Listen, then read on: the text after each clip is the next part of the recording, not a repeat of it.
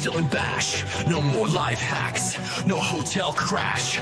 Neon echoes still buffer my mind, but outside this con, I'm misaligned. Miss the late night talks at a con bar dive, where strangers root deep like a socket live. Now I'm back to the grind, just a user ID, but my heart still runs on pseudo free. Oh, I don't wanna leave this world behind, where the badges glow and the rebels thrive.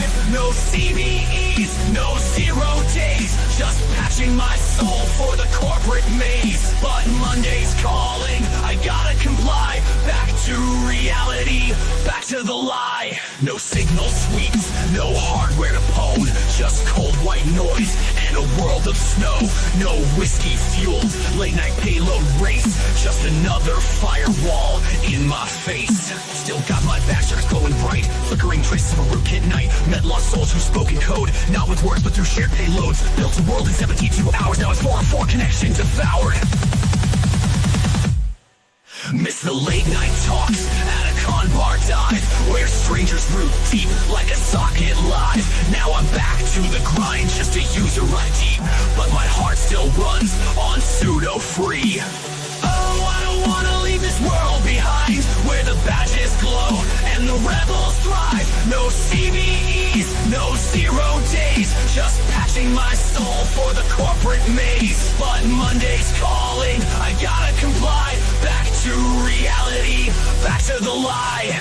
One more year, and I'll be back, badge in hand, sniffing packets. Till then I'll dream in payloads and shells, and whisper exploits to my prison cell. Guess I should have exfiltrated a new job while I had the chance.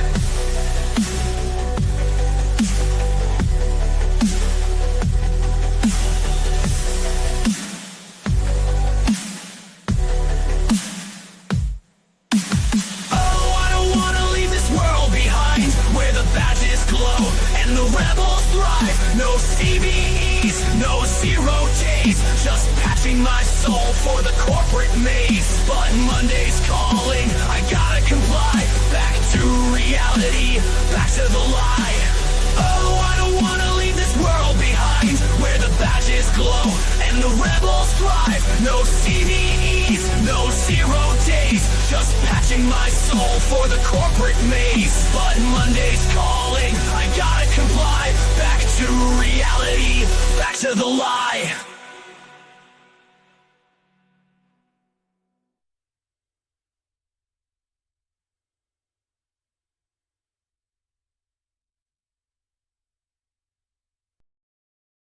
I will be joined with my co-host Sledge, who's currently taking the dogs out. However, he'll be here very shortly. Feel free to comment in the YouTube chat. I will respond. I'm going to cover some news while I wait for Sledge to get here.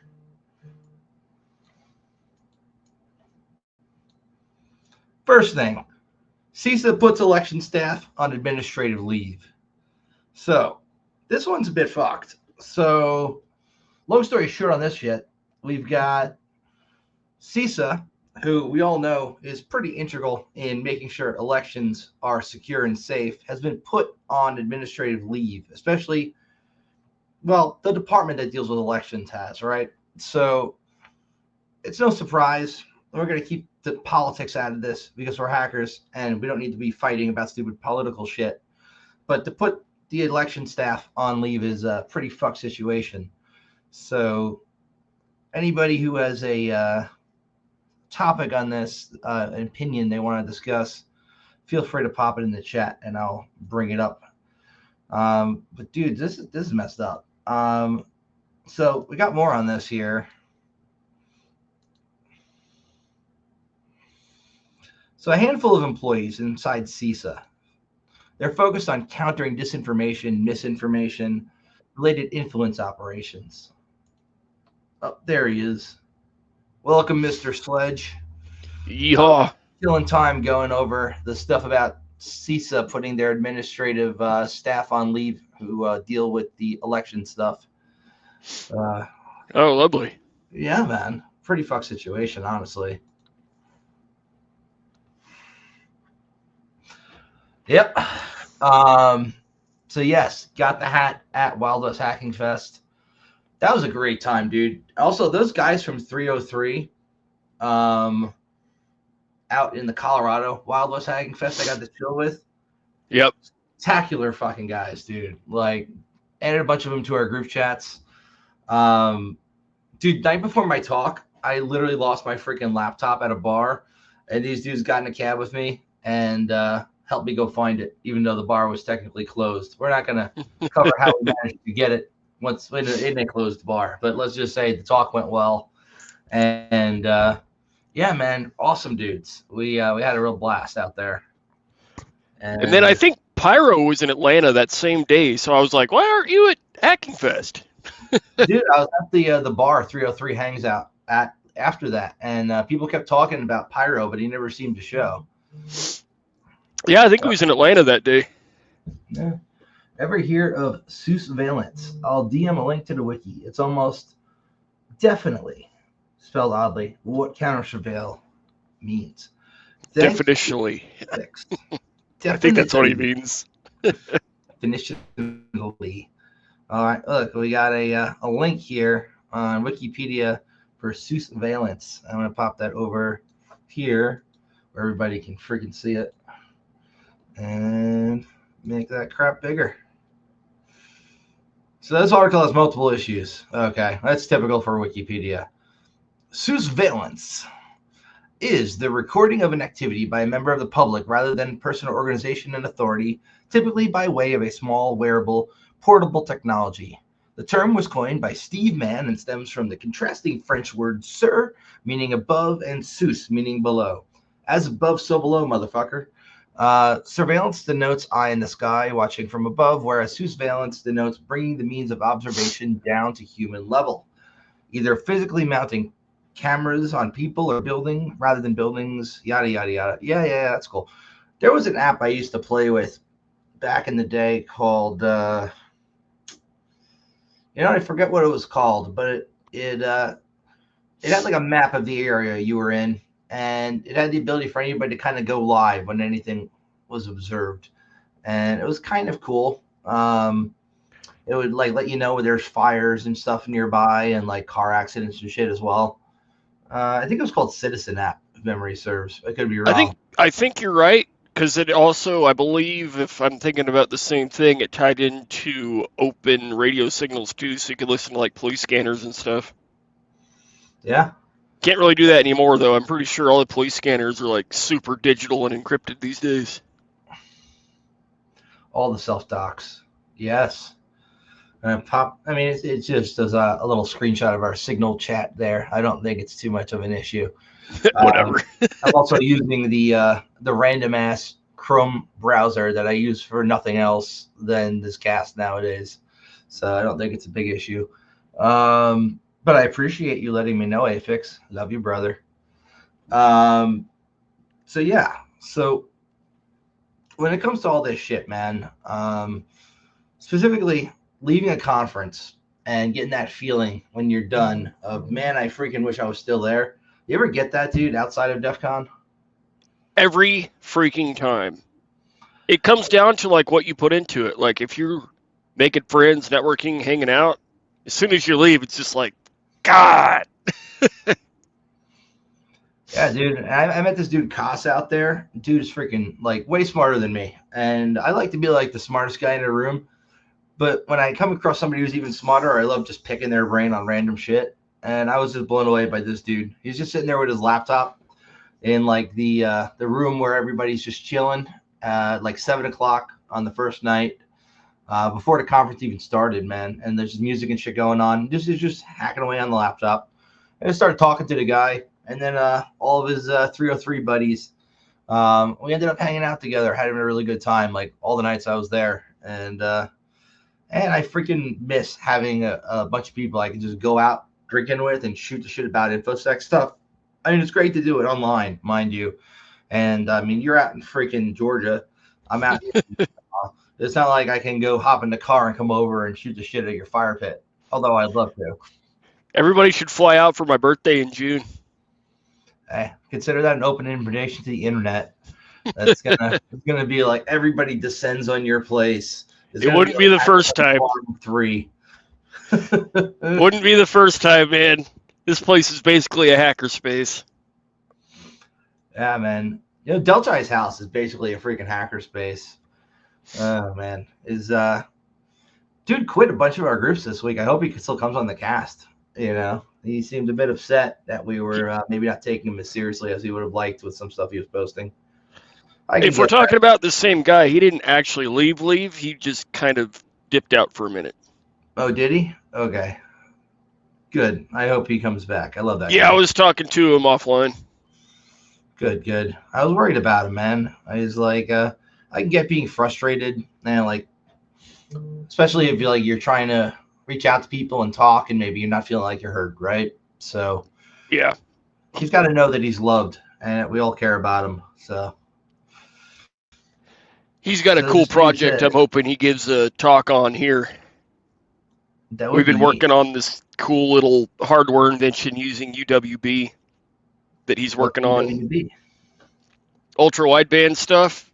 So kind of like, you know how Apple Watches track motion with the phones? We're using those radios to track other things, which I don't want to talk about without his permission. Sounds like a badass project, dude. The sensors on your phone. They have all sorts of cool shit. I got this one app that lets you visualize the electromagnetic spectrum on my phone, and it does it in an augmented reality way. So you kind of move your phone around, and it puts little dots where like the magnetic fields are. And I noticed it tends to correlate with a lot of where my electronics are throughout the house, which is kind of cool. Yeah, and with UWB, you can get down to millimeter accuracy when you're trying to triangulate something. It's crazy. Yeah, man. And architecture of radio is another cool one. So this one I like it. It pretty much does like a visualization of the electromagnetic spectrum with some augmented reality shit. So like you kind of go up, down, left, right, and it shows you like where different satellites are and different radio signals. Cool shit, dude. They made a module like that for the Flipper. I got to get that one. I got 2 flippers right now. One's in a state of disrepair, and the other one is lost, likely in a pair of pockets in a pair of jeans somewhere in this house. It's actually the arcade hat thing for the Flipper. It's got all those sensors in it, so you can do all kinds of cool stuff like that. Nice. Yeah, I got a couple of hats for it. I'm still putting this fucking one together. It's got the I gotta solder it. It's got a little ESP32 with the camera on it, and it's the where the hell did I put it? There's random hardware all over the fucking place. This is the, what do we call this board? Mayhem for Flipper Zero. Yeah, Mayhem is a good one. I'm about to buy, well, as soon as they come back in stock, I want to get the Marauder. It's got 2 ESP32s, 2 external antennas, so you can walk around and do like evil twin attacks and all that shit. Oh, that's pretty badass. I was playing with some Captive Portal shit last week, and I was able to clone one that looked pretty good before the conference and make it work for something I was doing. And that shit does work really well. You'd think people would be a little suspicious if a Captive Portal pops up when they log into the Wi-Fi and asks for their password, but they're not. They're just like, this seems normal to me, even though I've never come across this process before, and this certainly doesn't look like any page I've been to. Let me just type my password in here. And when TSA starts checking for Tamagotchis? I've never, I actually went through TSA with a bag of all my hacker shit, and I had somehow misplaced my ID, right? And before I could go and get another copy printed off, let's leave that, how that happened. Before I could get another copy of my license, I had to go through TSA and like bag full of hacker gear going to Wild West Hacking Fest. You had to get another copy of your license while you were out of town? Yeah, let's drop that one. Well, I'll tell you about it offline. Okay. But, let's just say having a high resolution copy of your license and somebody with access to some stuff is easy to get a copy. So like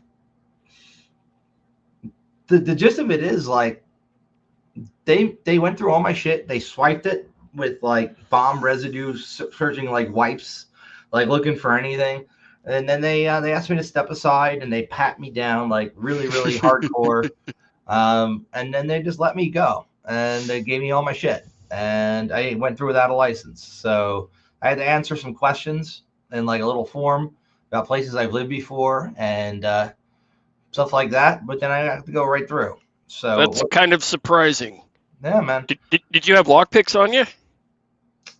Not that were visible what they would have found within my gear. Okay. I always get stopped for lockpicks, and it's stupid annoying. I have to put it in my checked bag. Yeah, I've got some covert ones that they don't tend to realize are lockpicks. So it's just kind of mixed in with a bunch of my toiletries usually. And they don't tend to go through that too in depth. It's also annoying because I've got one of those tactical backpacks, right? You've seen it. Mhm. And sometimes I actually use that at the gun range, and the dogs will hit on it. And I'll have to get the swabs and everything. Dude, when remember a few years at DEF CON ago when some dudes went shooting and some other asshole assumed that they must have brought guns with them to DEF CON and told their hotel, and then hotel security insisted on searching their room. There was a whole big drama thing, and it turned out the guy didn't even have a gun with him. He just was using the gun that the range provided. But they still insisted on searching the dude's room and making sure. It was like, dude, we're not going to see a shooting like the one that happened in Vegas at DEF CON. We had that bomb threat last year or the year before, actually. And it was all fake as shit. It was all fake as shit. It was like, I watched the guy carry that empty box into the room. well, too bad you couldn't work with a surveillance person who can help you draw out their facial stuff and like the police shows have. It's like, yes, they had a nose bridge like this. Yes, yes. Is this your guy? It's like, holy shit. Yeah. It's like Akinator, but for like people. Yeah. Hey, do you have any experience with Nessus Expert? Nessus Expert? Like the pro version, you mean? I don't know what Nessus Expert So there's Nessus Pro and Nessus Expert.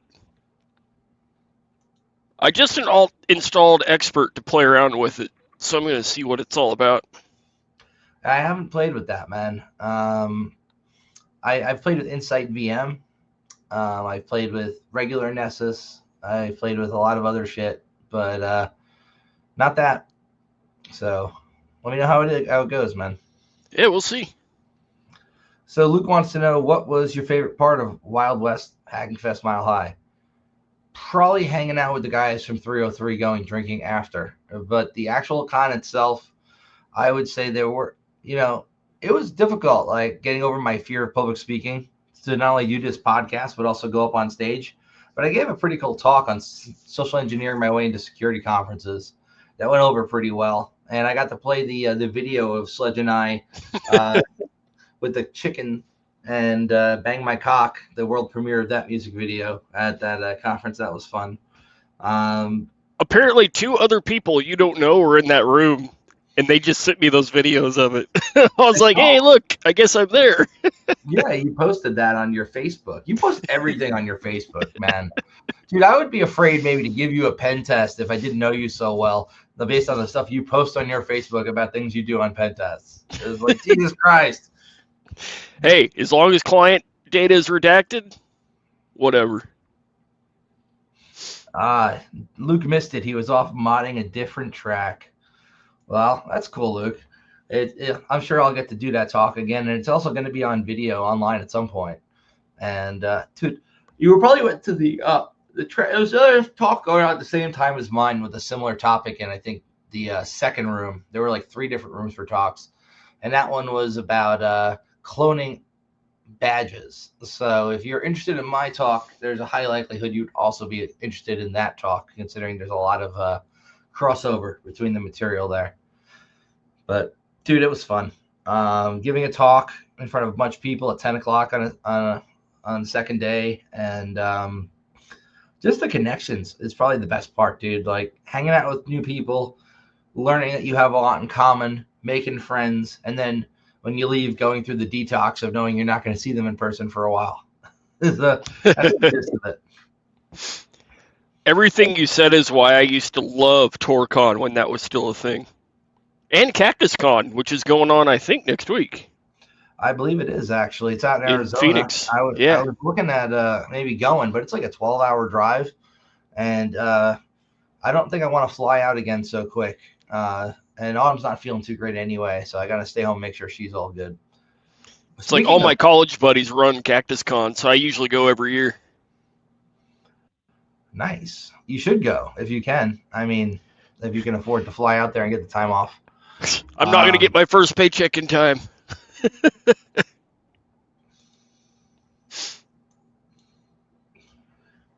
So Luke's going to be at CactusCon. So when you go there, be like, hey, Luke, it's I, Sledge, from the podcast.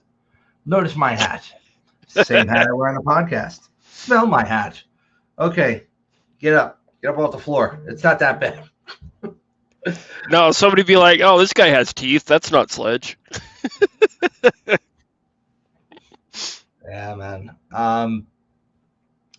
So like my favorite thing, I would say, like at that particular con was, like I said, just hanging out with people. But there were some really damn good talks also. Like I caught at least 5 of them throughout the whole like 2 days. And also, dude, these guys who were putting on a class, like I got there the day before the conference started, picked up my pass, and was kind of walking around the hotel, and they were giving this assumed breach talk, right? Not really talk, actually workshop rather.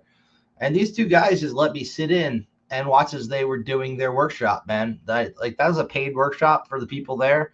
And they're like, hey, if you wanted to sit in and learn something, go ahead. And I sat there for like 4 hours, man. I learned a lot. Like they were doing like both the dropping of the payload. They were doing like the active pen testing part, but then showing the different logging systems, like showing the built-in Defender logging and like how to do the SQL queries live to figure out the what data essentially gets written from doing the different types of attacks, which was really cool to see in person, man. Like I'm used to the purple team shit, but I'm used to my own stack. Seeing it on a different stack and the way that you would search for it was kind of cool. Mm-hmm. And then Mike says Sledge. What's up? And the dudes in the Mojave phone booth chat have been pretty cool too. Been shooting a shit with them online. Yeah. Yeah, man. Lots of good communities out there. Chatsubo on Fridays is pretty badass. I was there a few weeks back, and Lucky was playing some Beavis and Butthead for us. And that was a good time, man. And the blackjack. And the giveaway of tea sets. I met that guy. That guy's awesome, by the way. I met him in person at the thing I was at. He was giving away. Praxius? Yeah, he's friends with Altkey. They go way back. And yeah, I've known him for a few years. Good guy. Like, also, I think he also just lost his job too. So it's just like shit, man. Everybody's going through it. I honestly forgot who that guy was until I'm standing outside of, like, I'm in the cab line at DEF CON, and he comes up and just, Steve, gives me a big old hug, and I'm like, who are you? That's badass, man. He's just a genuinely good guy. Like, I gave him a big hug when I saw him, and we trauma bonded for a little bit, which was nice. Yeah. Oh, we got some cool articles I've been posting in the random chats that we're both part of, and I popped together like a show notes thing. So besides the whole CISA stuff, this one's pretty cool. I'm gonna share my screen again and pop this one up. This is the backdoor that laid dormant in the Go programming language for 3 years. That's pretty cool shit. So let's see, pop that in. I saw a video pop up in my YouTube about John Hammond talking about. Oh no, that was Git, not Go. Never mind. Yeah.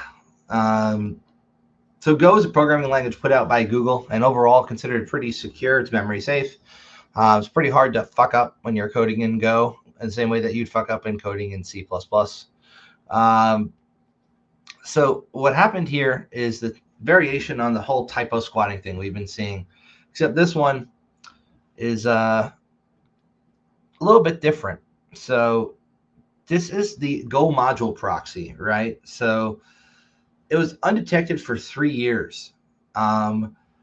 It seems to have gone undetected by project maintainers, with only 2 imports of the backdoored version recorded, both by a single cryptocurrency project with just 7 followers. So there's no way of knowing how many times the package was downloaded, since Go doesn't track that metric. But looking at the dodgy version's GitHub page, it shows 0 stars or forks and no pull requests in 3 years, meaning that it's pretty much just flown under the radar for a bit. The original package was published on GitHub. Yeah, it's crazy that this shit still happens. We talk about it all the time. And cloning popular repo, like the variation of this attack that I see that I think is really cool is when somebody actually goes through a program and they notice that maybe some of the dependencies in the live build are not built into the like they might actually be getting pulled internally on like a dev server, but they're not needed to compile the live one, but they're still in there. So they go and register those package names and put malware there. So when somebody else goes to pull it down, who's outside the dev environment, when they're compiling it, they're now pulling down the malicious module that this person put in that's listed within the modules that are going to get incorporated into the program on build. So it's just crazy. This still happens, man. It's like I'm not a fan of the gated community of the app stores on like Android and iOS, but they definitely could use a little bit more scrutiny with like Python pip packages, Go modules, all this kind of shit. Like they really should do a better job vetting these and maybe have some kind of CI/CD pipeline that just checks the code for obvious stupid shit. I think a lot of people get complacent with open source, thinking, yeah, everybody's got eyes on this. It should be fine. Somebody would have reported something, right? But you remember like when there was that backdoor in SSH that came from the library upstream, and the upstream library maintainer, he had essentially delegated the ability to push stuff to his repo to somebody else because that person had been contributing for like 3 years. And it turns out this person was just biding their time for 3 years. And the only reason that shit got detected is because somebody noticed like maybe a half-second difference in something. Oh, yeah. Yeah, that was like autism powers, and he decided to dig into it. That was a cool write-up. That was. We got where'd it go?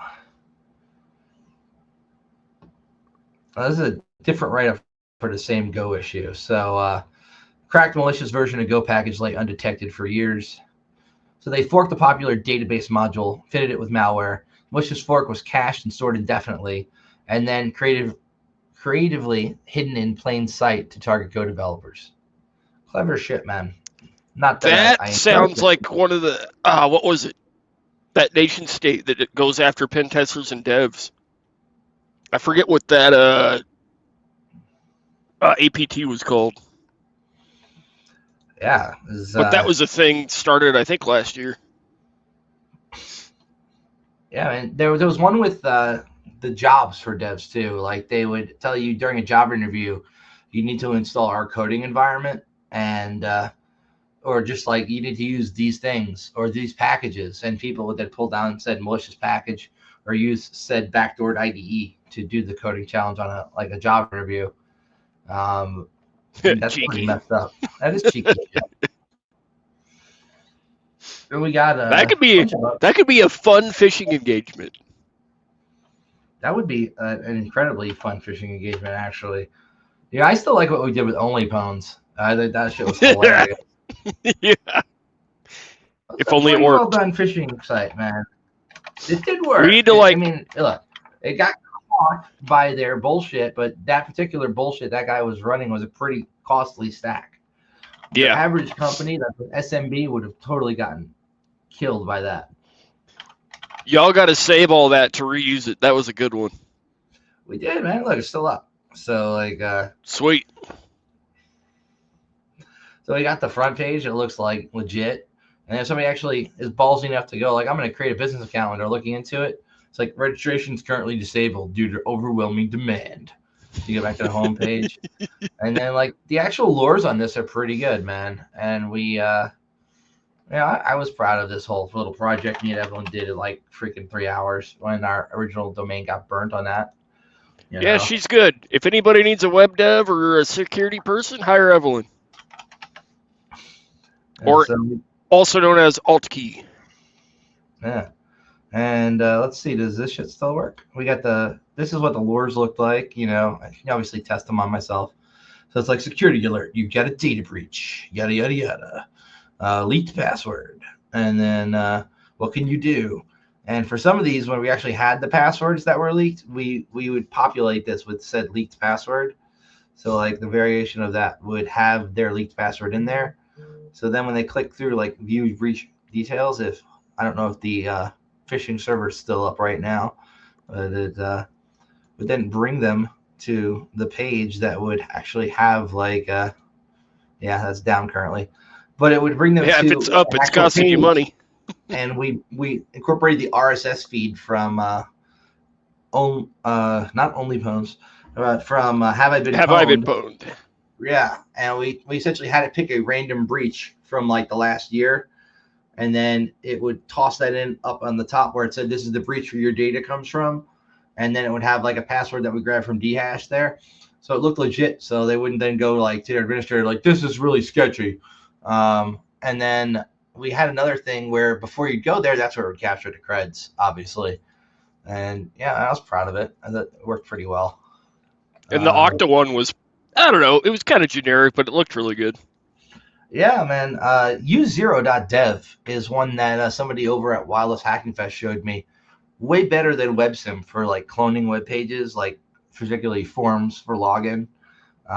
Definitely makes that process a lot easier. 0.dev? I think it's v0.dev. Yep, there it is. v0.dev. It's you can upload a screenshot and then have it like fill in the forms and turn it into a real web page. You can do all sorts of cool shit like that. Sweet. That could be useful. Yeah, man. So yeah, it's also that's like a good thing about networking at cons. Like you learn about the other tools people are using, like the whole internet out there of cool shit. And many of us get entrenched in our own little stack, our own little set of programs and shit. Like we like to use like I like using Suno to make music, and somebody turned me on to Udio, which is pretty much the same thing as Suno. I'd argue I like Suno better just because I got used to it, but that does a lot of the same shit. And now there's other ones out there too to make music. So it's just like learning what other people freaking do. Yeah, so going to conferences are great for all that, but also podcasts. Hey. I like this one. A tracking cookie farm for profit. So this one's actually right up on reCAPTCHA, believe it or not. And I thought that was pretty badass. I'm gonna put that up on the thing. So this was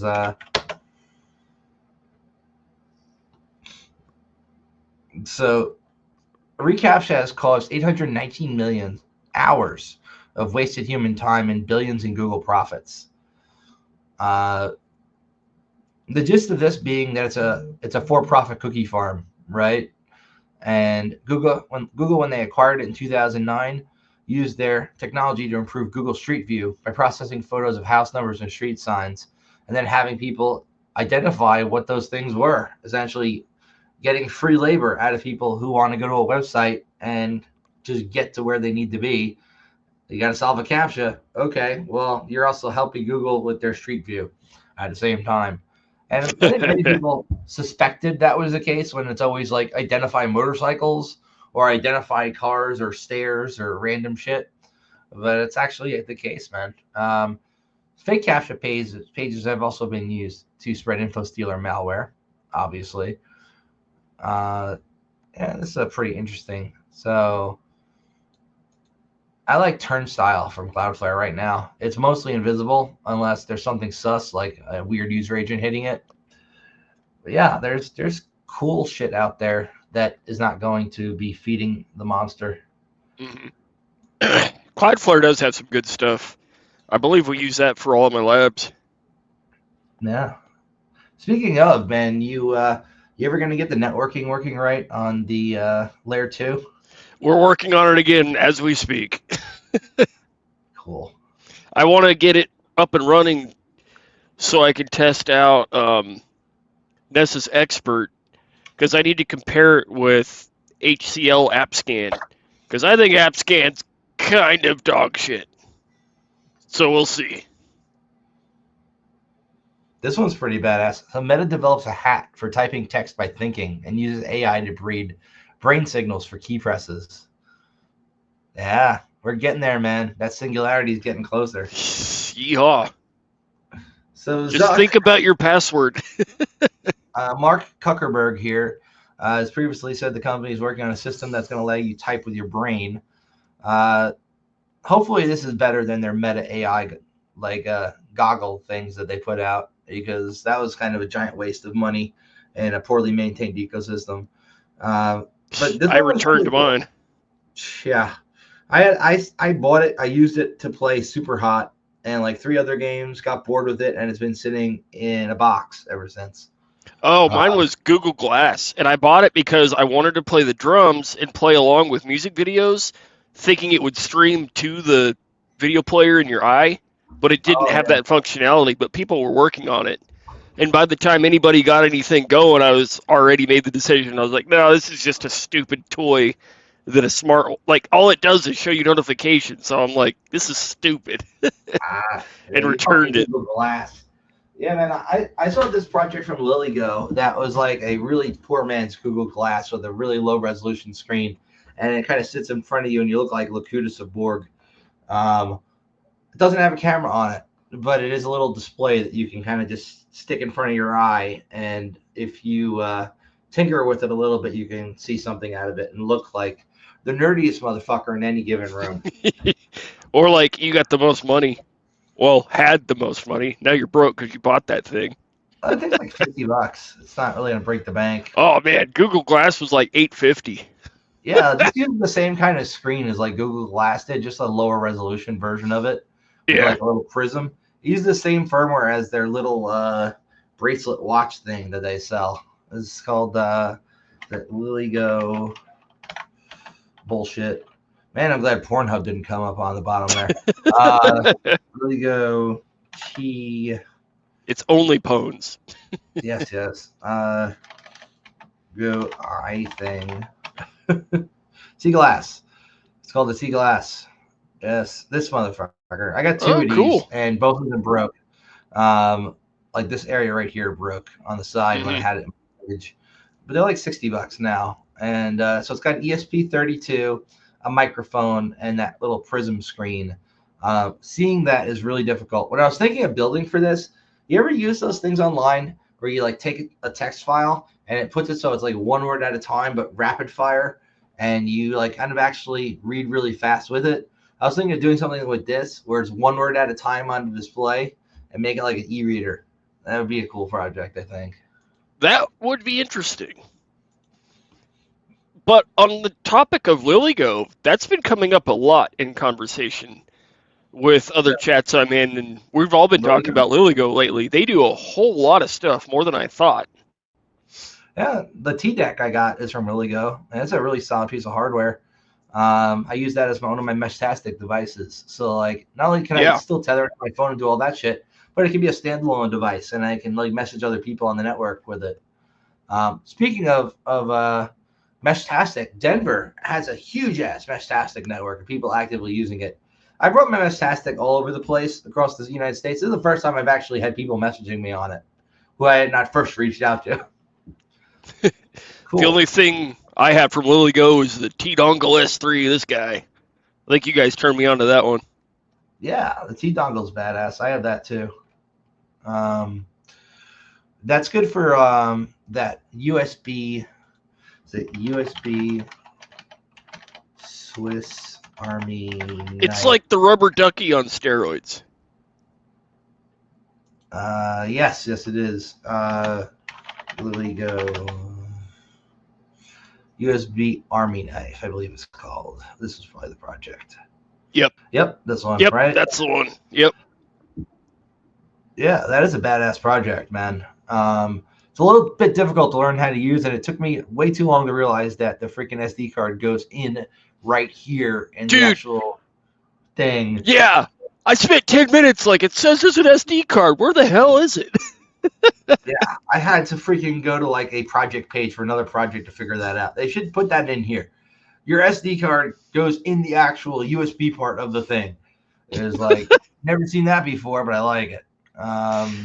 The screen on there is freaking awesome. Yeah, and it's capacitive touch too. You know, you can do shit with that. Um, but yeah, this is a really cool project, man. You can turn it into like a rubber ducky. You can do it for all sorts of other cool shit. There's a bunch of attacks just built in, and you can Whatever the switch hell you want, basically. by just changing up the files on here.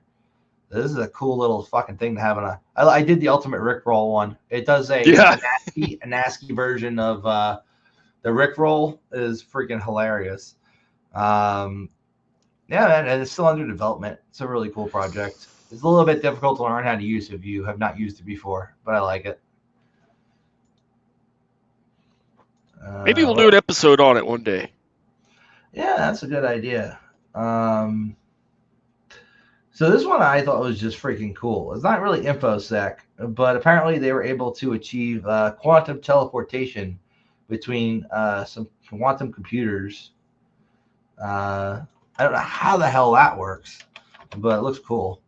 So Define teleportation. Star Trek. And groundbreaking use of teleportation, critical units of quantum processor have been successfully spread across multiple computers, providing the potential of distributing quantum models without compromising their performance. So like when you're cracking hashes with Hashcat, it's better to toss like everything from like a DC sync at it rather than just like two, because then you're gonna get a bunch more back for your processing power. That's like it's amazingly parallel task. Same kind of shit. It's like you can have this quantum problem and distribute the workload across multiple quantum computers. Teleportation is a quirk of physics that makes sense only through a quantum lens, where an object exists in a blur of possible characteristics until a process measurement is forced upon them to adopt each state, is apparently the way they measure that, man. I'm not a physicist. I cannot like break that shit down, but it looks really fucking cool. These guys are probably physicists. Dude, you see that talk at CCC? Built a quantum. That's another one of those conferences I wish I could made it to.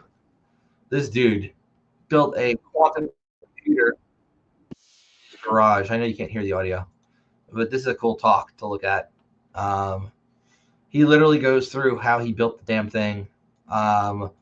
He built his own compiler for it, puts it on GitHub, and shows how you can build essentially the same shit. It's a really cool talk.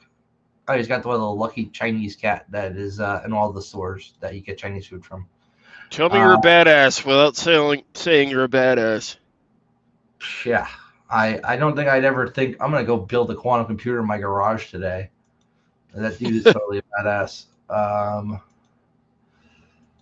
There was a couple other things that I thought were cool. There was this new hijacking of the Fortinets again through FortiProxy. These just come up. Fourscore and Fortinet. Dude, I don't think I've heard a vendor mentioned as much in the news as Fortinet repeatedly has been lately. Yeah. It's kind of like, who's getting popped this week? Well, people with Fortinets probably. We're going to have to make stickers. We should. There's this supposedly mindful version of Opera. Opera being like that gaming-centric browser. Now there's a version of it that has like binaural beats built in and a bunch of stuff. I don't get it, but it looks interesting for people who maybe like that shit. What is that Beats thing you mentioned? Binaural beats. That's when you play two frequencies, one in one ear, one in the other, and the synthesis of the two of them is supposed to induce like a trance-like state. Never heard of it. Studying. You're supposed to do it with headphones, right? And if you ever listen to the Monroe Institute tapes, which are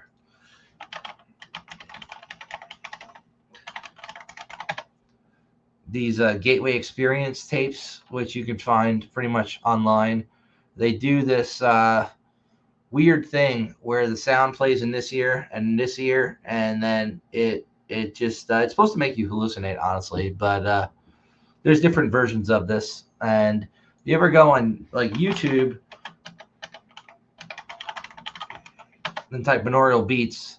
Like all this super focused trance shit is all that. It's like if I go and I go present and I go share screen and I change it to a Chrome tab so you can actually hear it, it's like this. So like if you have headphones on, it's this kind of shit where you have two different like sounds going on, one in each ear, and between the two of them, you get a frequency.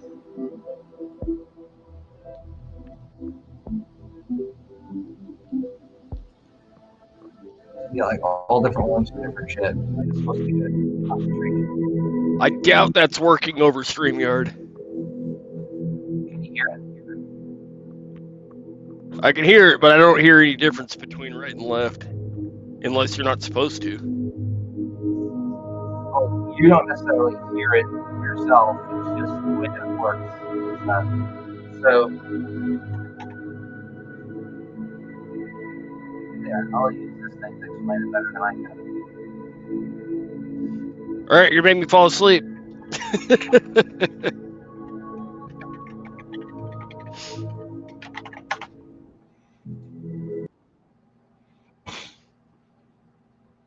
Binaural beats are auditory phenomenon that occur when two tones of slightly different frequencies are presented separately to each ear through headphones. This creates the perception of a third tone, which is the difference between the two frequencies.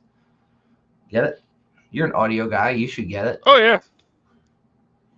It's kind of interesting that they would build that into a browser. Beta, alpha, and beta waves. And for some reason, that's built into the browser. I don't get it, but it is. Okay. I guess it's still like you don't have to go to YouTube and you can just play it. And, you know, like a lot of people like to focus, I guess, and try to get into that flow state. And this is something that people who do that tend to say helps get them into it. So, and this is just like, this shit's tied to all the MK Ultra bullshit. These gateway experience tapes. Look how much that shit costs. I would not pay that much for any fucking set of shit. You can also go on the Pirate Bay and just go download all of those. Not that we recommend that. Yeah, it's piracy bad. You wouldn't download a car, would you? Maybe I have. And we had one other thing that I thought was pretty cool. System D is now getting the ability to boot directly from a disk on the internet. So HTTP boot. So for a while, man, we've seen some cool projects. Like there's this one where you can set up your own FTP. I'm sorry, not FTP. The other version of FTP that I forget the name of, like Trivial FTP server combined with some DHCP and other shit. And you pop this whole system essentially on a like either run it on Windows with a program or you boot to a disk that's already got it all built in. And that allows other computers on the network to then boot off of ISO images that you have on your computer, right? So it's using like the built-in UEFI boot shit. Well, I'm trying to remember the name because this became a thing. There was an announcement late last year where you could boot ISOs off of Google Drive. Yeah, that was part of the same, I think, framework that this guy had done. This is a separate project. This is going to let you, if you're running Linux with the latest version of System D, boot right from HTTP. So if you've got internet connection and nothing else, and your motherboard that's up to date, and you can essentially pull down your Linux kernel over the internet and then boot right into it. That's kind of freaking If cool. it's just System D, so that just means you can have like a super small install just enough to boot up the computer and then it pulls the rest of it down. Right. Which is all arguably pretty freaking cool. Yeah, it's awesome. It's kind of like what was it? Pixie Boot? Yeah. Or whatever that network booting protocol was. Yeah. Well, Pixie Boot is the one I was talking about. Like there's a project for Pixie Boot.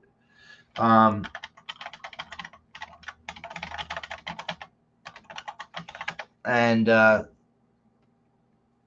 there's this, and they're both very similar, right? This is brand new, and the other one has been around for a little bit. The Pixie Boot project was the one where essentially any computer that didn't have a host operating system or image if it goes to do that network boot and you're running the Yeah. server on the same LAN, that becomes an option for you to then to boot the ISOs off that other computer, which is Yep. pretty freaking cool. We would use that all the time when I was working in the data center as a server tech. Yeah, I mean there was a project I used to use Fog, Free and Open Ghost, which was a pretty cool open source project. I used to also use Norton Ghost to image systems at mass, where Yeah. it would do it over unicast, and essentially any computer on that LAN segment would get a stream of your OS image and like on the fly. So you didn't have to push the image to each computer at once. You just broadcasted it at once to all of them, and they all got the image. And you could like image like a whole lab of computers. And try to That's get you to cool. Image one. That was freaking cool. I had that all set up at Nassau County when I worked there for the government. They had like a whole room just for imaging computers. Yeah, we did too. And Yeah. dude, this data center didn't give a shit who they would let on their network. So in our ISO repository, I ended up getting a copy of the Chinese Windows XP or whatever with the firewall and everything on it. So I've got that in my repository somewhere. Nice. Yeah, so there's like a lot of really cool projects out there, like this kind of shit. I love when they do new things like this. Support from booting from root file system acquired via HTTP. This happened from a pull request. I love that somebody's like, you know what, this would be a good feature to have, and just built it and then submitted it, and then it became part of it. That's like the true heart and soul of open source shit, man. Like to be Hell able yeah. from idea to implementation, then have everybody have the same ability to do that is just so freaking cool. That's why I think open source is going to beat out the closed source ecosystems in the end. It's like, yeah, you can do a lot cool shit with closed source software, but when you've got the entire world who knows how to program, and now people who also have tools like AiderChat at their disposal, turning like a 1x dev into a 10x, it's kind of amazing what can be built very quickly. Oh yeah. A bunch of guys with nothing to do. Yeah, that's the argument for laying off all the people. It's like, they'll build more cool shit for us, so they're not working. They just might starve to death in the meantime. You think there's anything to the rumors going around that lots of senior management at different firms are getting laid off and replaced with AI management tools? If it's true, I haven't seen it. I had two different guys come up to me at Wild West Hacking Fest and ask me about that specific thing. And I was like, I hadn't heard of it, man. I'm not getting replaced with an AI as a manager. Although I certainly have dealt with some managers who probably could have been better replaced by AI over the years. I've seen the rise in vCISOs, and they are probably using AI to help with their management duties, like accounting and keeping track of everything. The Rise in Visos episode on the Iron Geek channel up here at this Yeah. link that does not exist. But if you go to the main page, it's there. Yeah, we had Robert Fernandez on who does that vCISO stuff. Sludge and I did a pen test for him. He great guy, man. Arguably very good guy. Gave me a good reference on LinkedIn too. Shit, dude. What else do we got to talk about? I mean, I'm fucking around with this Raspberry Pi Zero and turning it into a Chromecast because I don't feel like buying another Chromecast.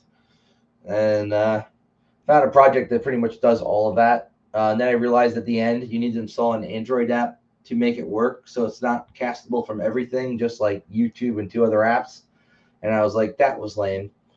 Like I spent all this time freaking getting this bullshit up and running, and it only works from like 2 apps to cast, and they called it a Chromecast replacement, which it is not. It's Which Pi is it? It's Pi Zero W. The Zero. That has HDMI. So it's got a little HDMI port that needs an adapter, and I got said adapter, and I got I flashed the SD card, I installed the libraries, I installed all the crap that I found for the project, got it up and running. Went to go cast, it worked fine from YouTube, but first I had to install their app. Then I went to go cast from Plex, and it was not an option, and I was disappointed. And What are you gonna do? I might just spend $35 on a Chromecast rather than try and fix this. It's probably a better use of my time. Yes. I did the last time I screwed around with my Pi 4 or 3B, I can't remember. I was doing Pi-hole, and it worked great on the whole network, except it brought a couple things down, and Hulu wouldn't even load. And I was talking to somebody about this recently, and he was saying that the Brave browser now does ad blocking even when it's Natively. like loaded into the video you're watching. Yeah. So it bypasses all that, so you can still watch Hulu and did not. you feel people bitching about that with YouTube last 2 weeks? Because Brave automatically has ad blocking built in with their own filter lists. I did not. And YouTube decided to pull some bullshit where even if you're not using the Brave user agent, so it immediately knows it's Brave, if you're skipping their ads, they would just put another ad on after. And people were literally being met with ad after ad after ad after ad, never getting to their video and losing their fucking mind. Just like, when are these ads going to end? And it's because they had the built-in shit in that on. And like, it's not as easy to turn off if you don't know what you're doing as like just clicking the uBlock thing on the top. I'm trying to find the one I use that actually works. It's kind of like Midody Notes or whatever. Like, someone watches it first and then types or punches in this app where the ad is and then where it stops, and then it'll just skip over that. If you like Pi-hole, by the way, this project, AdGuard Home, is like Pi-hole, but also has the ability to do DOH. And a lot of these devices nowadays, like the Rokus, they're loading ads when they realize they're getting blocked over DOH to resolve the DNS. So it's another layer of fucking with the ad server. Yep. It is a cool project. And if anybody likes to watch a lot of YouTube on their computers, Sponsor Block is the app I use, or the extension. Highly recommend. It's pretty good. Sponsor Block, huh? Yep. Is that a regular Chrome extension? Yeah. Install that and then go to YouTube and see what happens. Tip sponsors, subscription, baking, and more on YouTube videos. This episode of the Counter Surveil podcast brought to you by Sponsor Block. Let's see him block that one. Shooting himself in the foot. In theory, I could go in there and actually block that out. Yeah, that'd be funny. That's cool shit. It's kind of like Wise, like, you know, when you report, like, hey, there's a cop over here. Kind of the same concept. I thought that's Wise. The Wise app, alternative to Google Maps. I used the Lyft one for like when I'm on my car. It tells me when a cop's going to be up front. I didn't know Lyft had one. What? I didn't even know Lyft had one. Yeah, Lyft has always alerted you when there's going to be a cop ahead of you. It actually gives you like a nice little warning. It's like, police reported ahead. Slow down. Especially if you're going way over the speed limit. Wise did it first. WYZE. It's built on top of Google Maps, I believe, but it's kind of like open source intelligence for driving. I think you're talking Waze. Oh, yes. Waze, baby. Waze, yes. I've used that in Waze. Yep. And I didn't mean to say Lyft because I was thinking of Waze, and for some reason my brain went to Lyft, which is a ride-sharing app. So I don't know why my brain did that. It's like, what are you talking about? Because I don't drive and do ride-sharing. Like, I will utilize it, but I've never been the asshole behind the wheel. No, you're right. Waze is the one that does that. Google Maps bought Waze, by the way, and they tried to incorporate some of the same features, but it sucks in Google. The one thing I dislike about Waze with Android Auto is that it will not let you input this shit in on your phone when you're driving. You have to use the on-screen display, and it's not very responsive in my car. So I have to first pick where I'm going, then plug the damn thing in, and then switch over Android Auto to Waze, as opposed to Google Maps where I can literally just still go on my phone and type where I want to go, or go, hey, Google, navigate me to wherever, and then it does that. And with those navigation screens, will it even let you do anything unless you're in park? No, but dude, if you have a rooted Android, this is one thing I learned the stupid way. you ever root Android, there's this app that you can use. I forgot the name of it. But with Android Auto, it lets you sideload non-Android Auto apps to it. So you can like run your regular version of VLC from your phone and have it push that to Android Auto if you got a rooted phone, and then you can be playing shit on your on-screen display in your car. And I was sitting at a parking stop when the cops I got pulled over, honestly. I wasn't doing anything bad other than having Futurama playing on the screen as I was driving. And he's like, excuse me, did I see you watching Futurama on your on-screen thing? You know that's illegal, right? And I was like, No, that's my screensaver.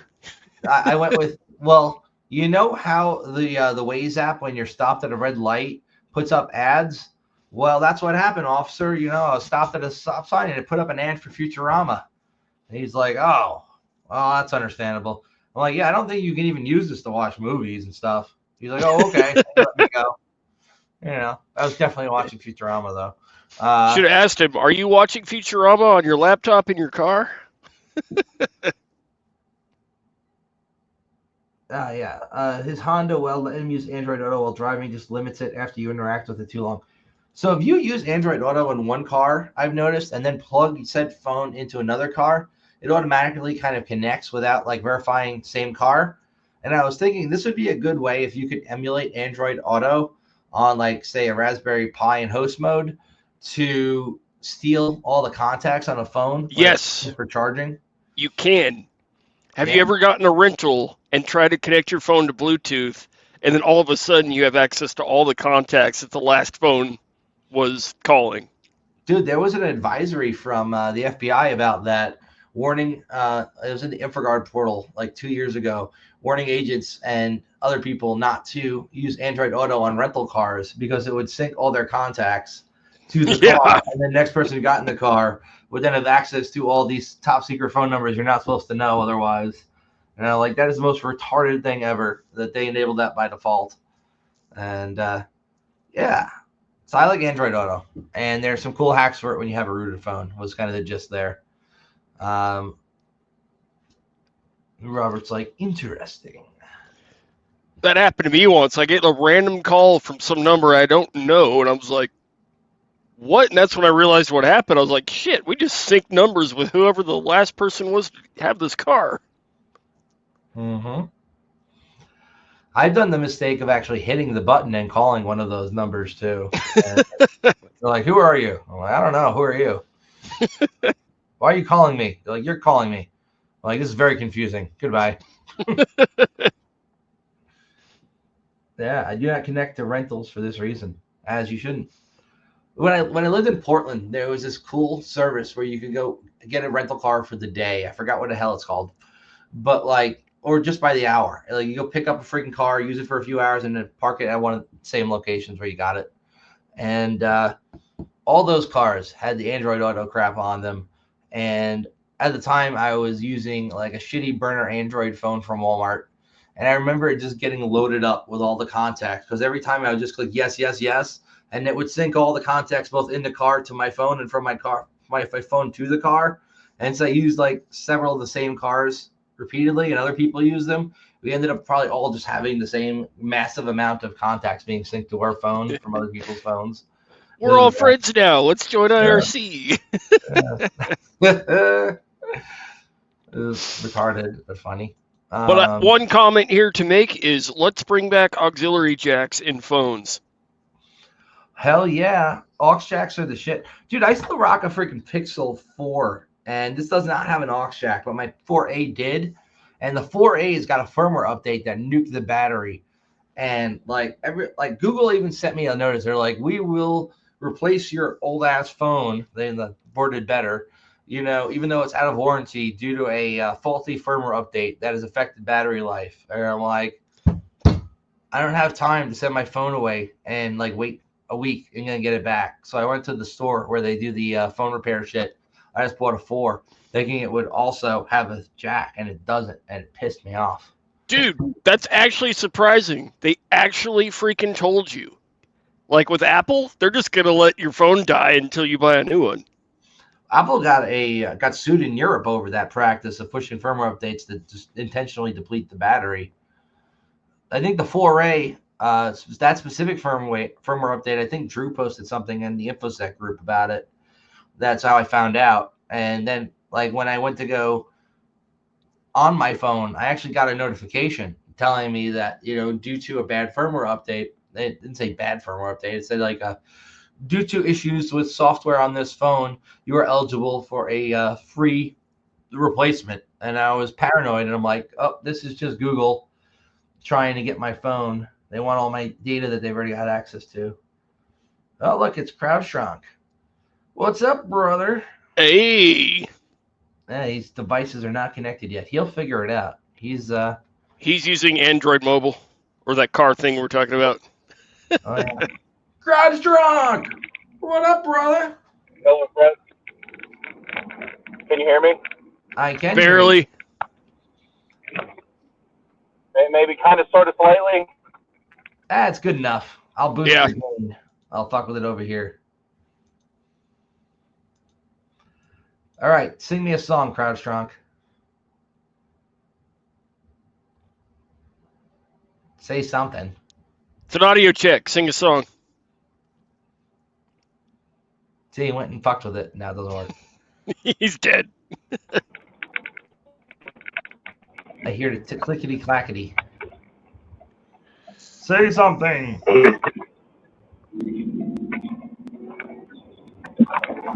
I'm having some real bad connectivity issues. I'm not sure if you guys can hear me or not. We can hear you. Keep talking. We're adjusting audio. Keep talking.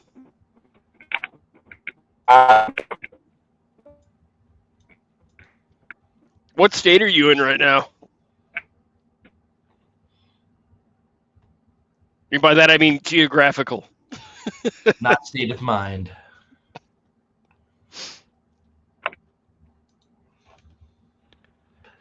Well, I'm sure he'll pipe back in when he fixes whatever audio issues he's experiencing. Sounds like connectivity. He's driving. Oh yeah, driving's fun, man. I like road trips. Me and Autumn used to take road trips all the time, just go random places. It's a nice experience to get the hell out of the house and go random places. Just keep driving until you find something interesting. The last one I did was from Denver to Atlanta with that 79 Z78 or Z28 Camaro. You saw pictures of that, right? Yeah, that's a nice We car, can't- man. Dude, That it's still so works? cool. Yeah, I used to race 2 of them when I was making more money on the racetrack before I was 18 racing dirt track with these Camaros than I was at Wendy's.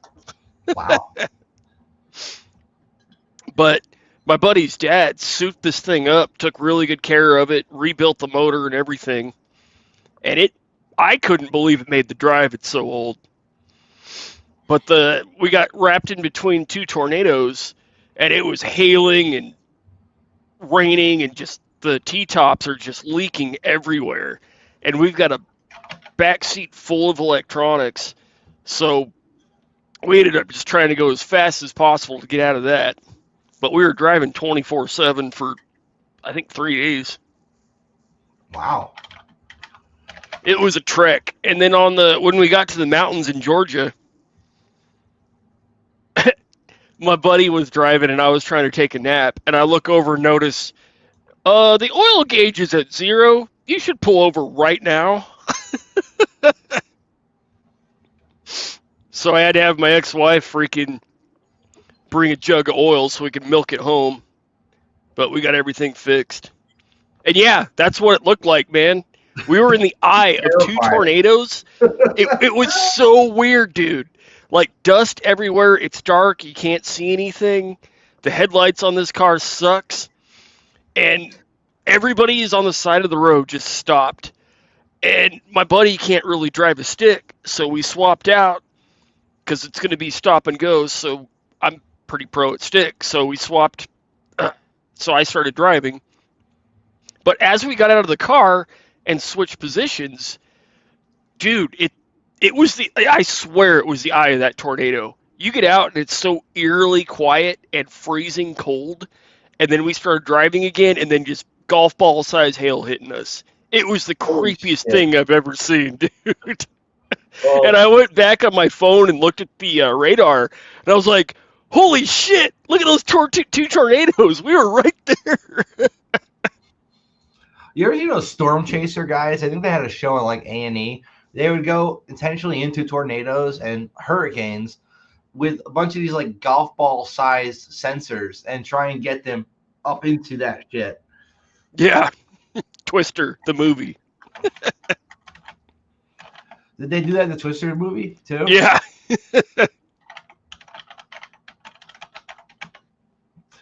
Was it? Yeah, they. Oh, that was not at all what I expected to see. I typed in golf ball sensor, and the thing that came up was like golf balls. It was like, why? That was not what I was looking for. But yeah, where's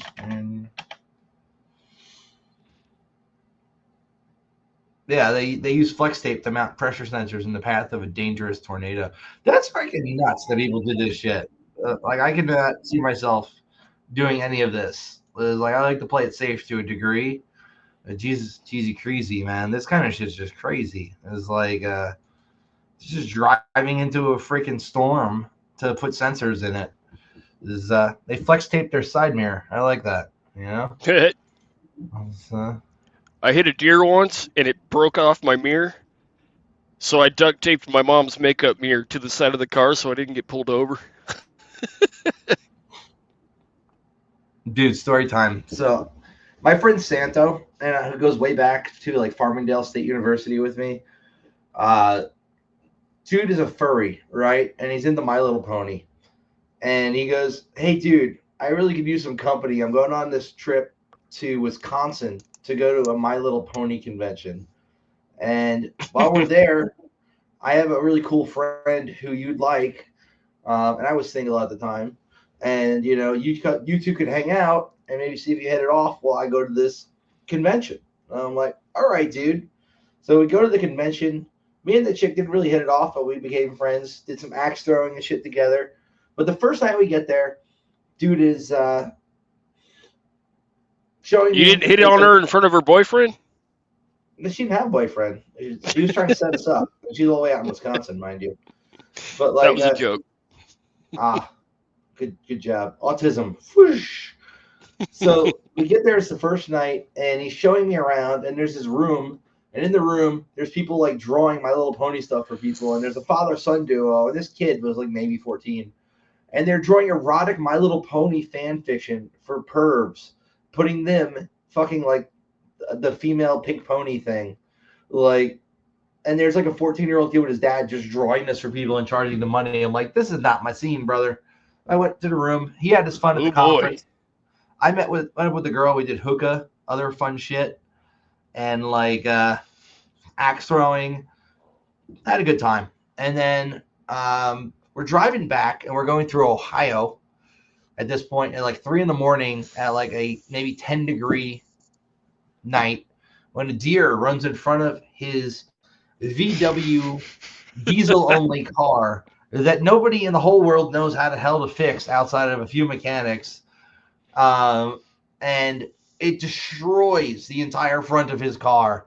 And now we're out in the cold without a cell signal, like in the middle of nowhere, Ohio, waiting for somebody to pass by who happens to have a phone that would work to call the police. And eventually somebody does stop.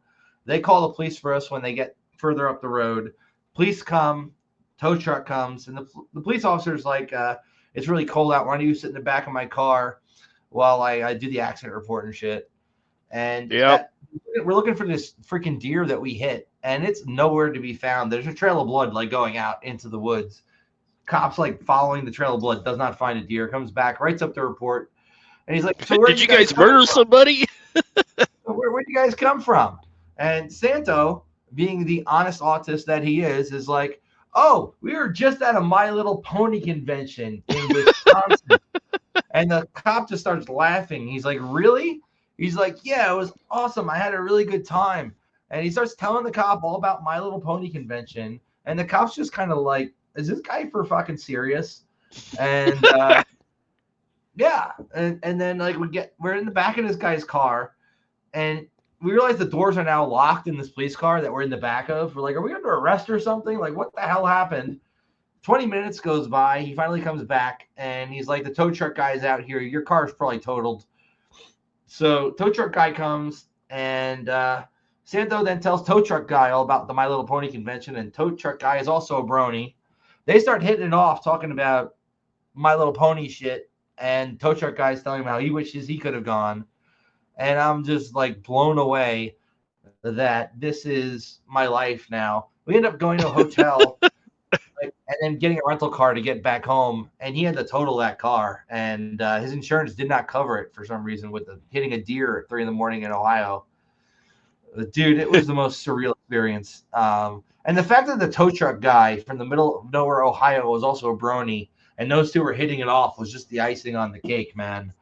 It was like you started showing this tow truck guy who's trying to drive in the same dangerous conditions that we were in the middle of the night, like My Little Pony merchandise that he picked up from the conference. And one of these things that he picked up was a life-size fuck doll of My Little Pony thing. And I'm like, dude, what the fuck are you guys doing? Is like, Jesus Christ, I'm gonna die out here, and you guys are gonna take the My Little Pony merch. It's nuts. It was fun. Man, I grew up in Northwest Colorado, right?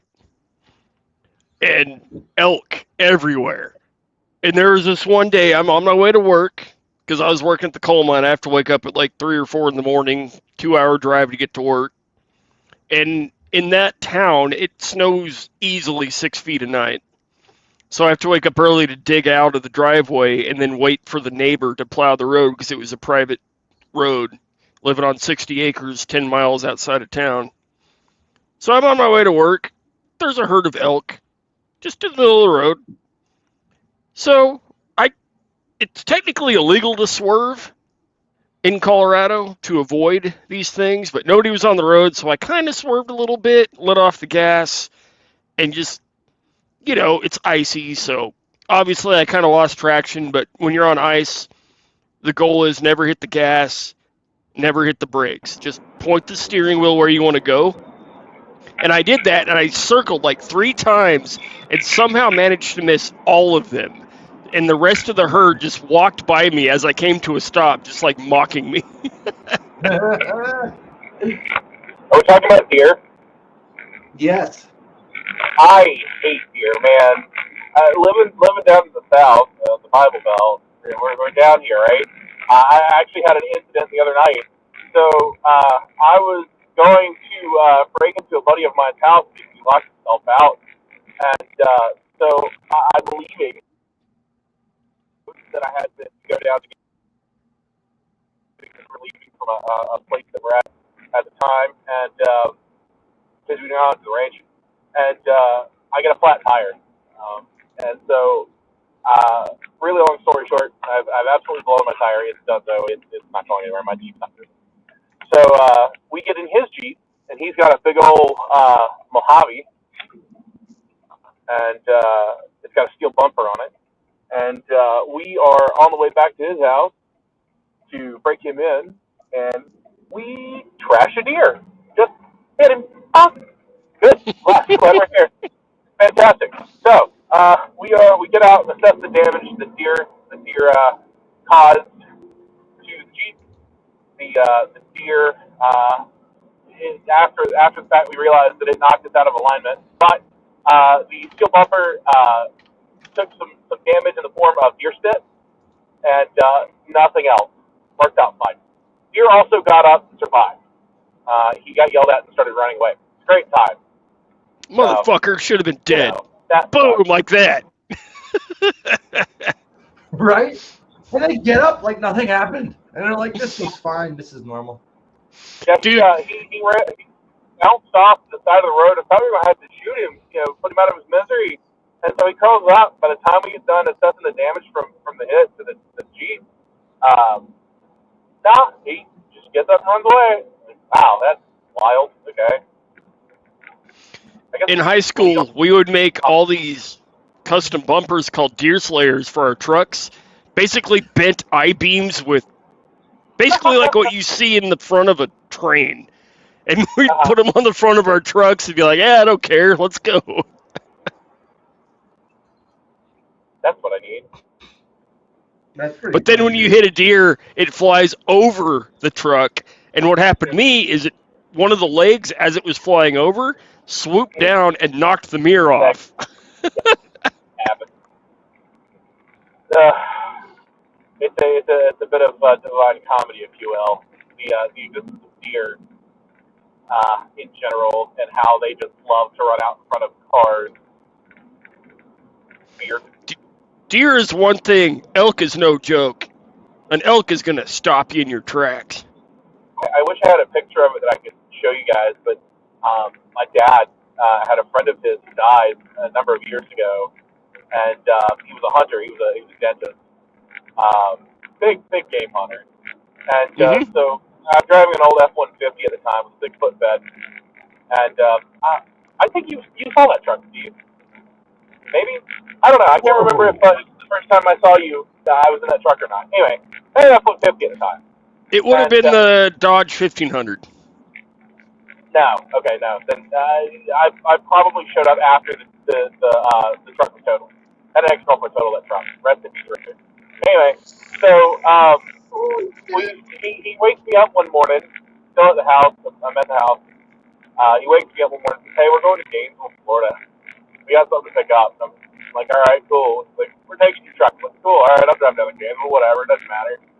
So we get there, and we go see his wife, and she takes us out to this back shop, massive built shop that he's got, and in that shop he's got a couple of stuffed ducks and this an elk head. It's a stuffed elk head that is bigger than I am. I'm a big motherfucker, right? And with his antlers on dwarfs me. So this thing is huge, and I can only imagine how big it was when he was alive. And it's just like his neck up. Like, so his name is Elvis, and he exists. My parents still have him actually, but when they had a house up the mountains for a while, and I may be able to find a picture of him where he was hanging over the banister.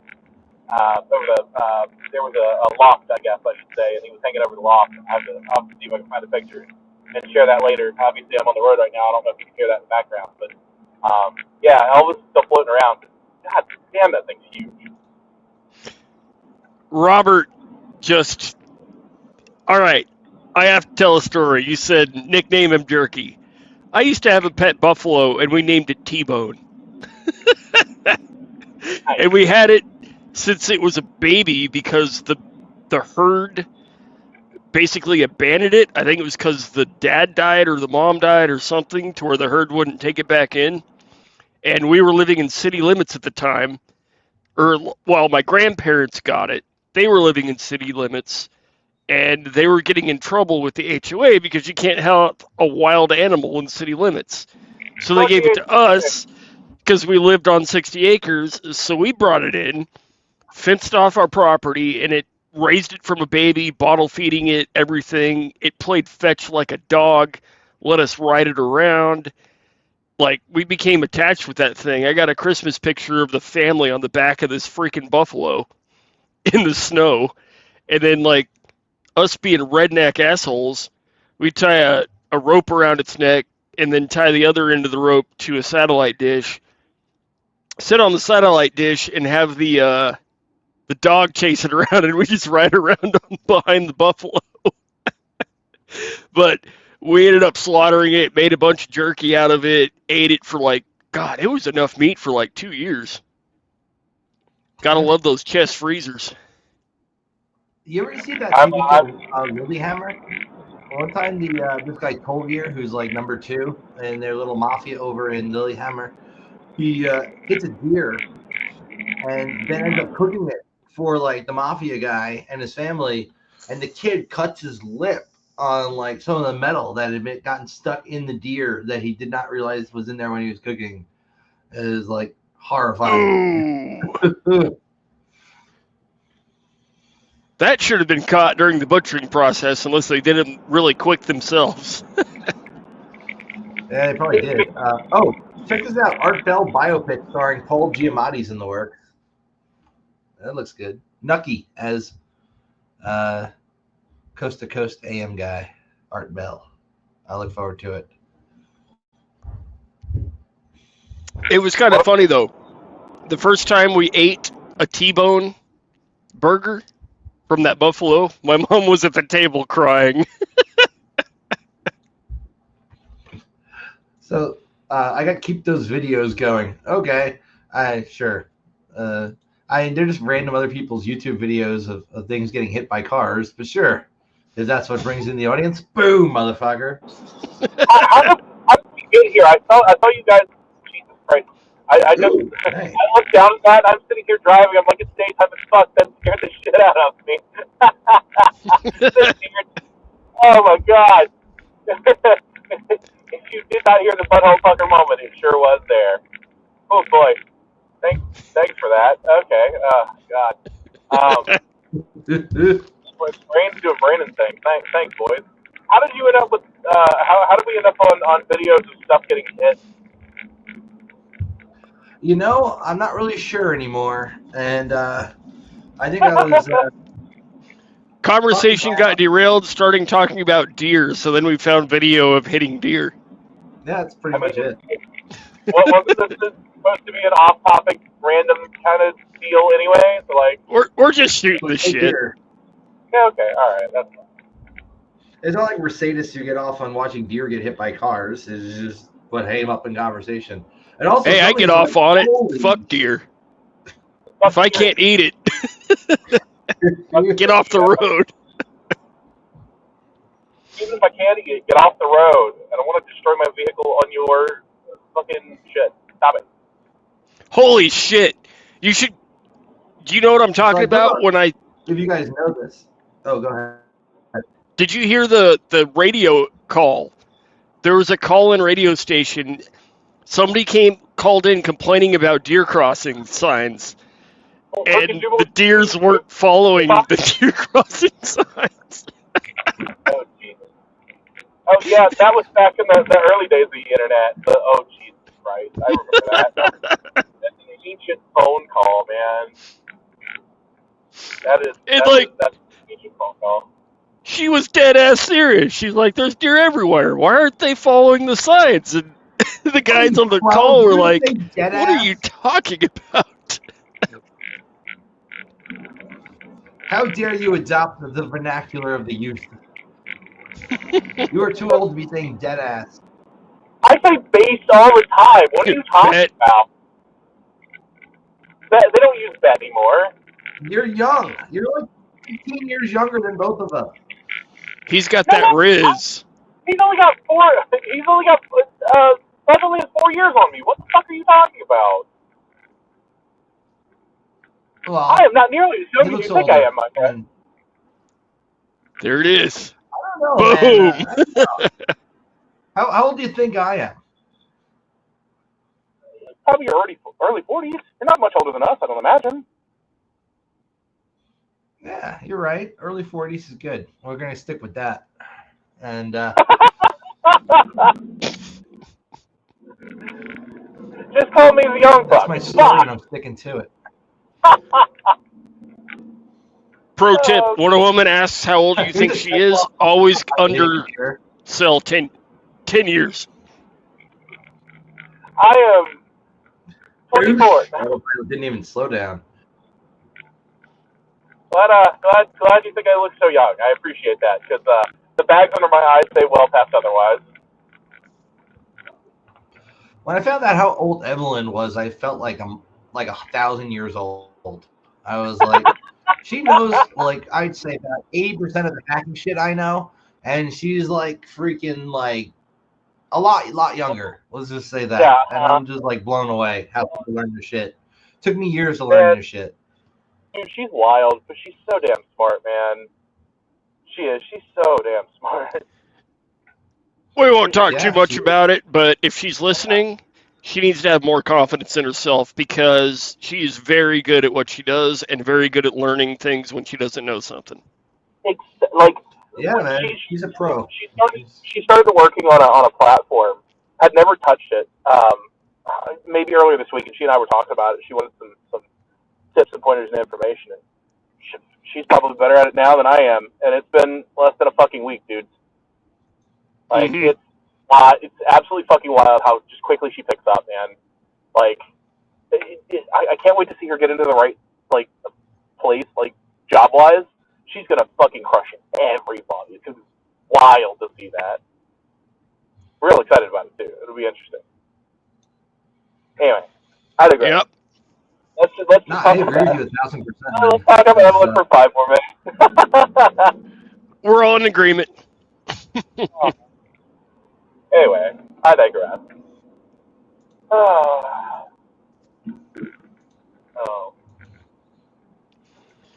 All right, crowd So strong. that's what, Random here's topic. one for you. Anybody ever do a Oh, wait. polar plunge? Say again. Ever do a polar plunge? Yes. No. It's the middle of the winter and it's freezing cold out, and you decide, I'm going to go in the water with a bunch of idiots. It's I more mean, fun how when you fun? have a hot tub on a deck and the stairs are frozen over, so you slide down and bounce off the icy stairs to do snow angels and then try to claw your way back up the ice and jump in the hot tub. The needles, it hurts so bad. I don't. See that fat guy over there with the I'll red be. shirt? I'll That's me. I'm like, oh, I regret this decision immediately. I'll be at the ocean. I'll be at the ocean in a few hours. I'm not gonna do it tonight, but hell, I might later. Fuck. There's no telling. Not with me. I will be on a Me and pier my around brother- midnight, though.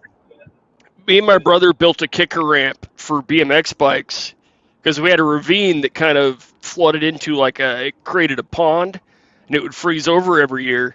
So I got pictures of us out there in a kayak with an axe breaking up the ice so we could jump our bikes into it. That's fucking great. When you're bored living in the middle of nowhere.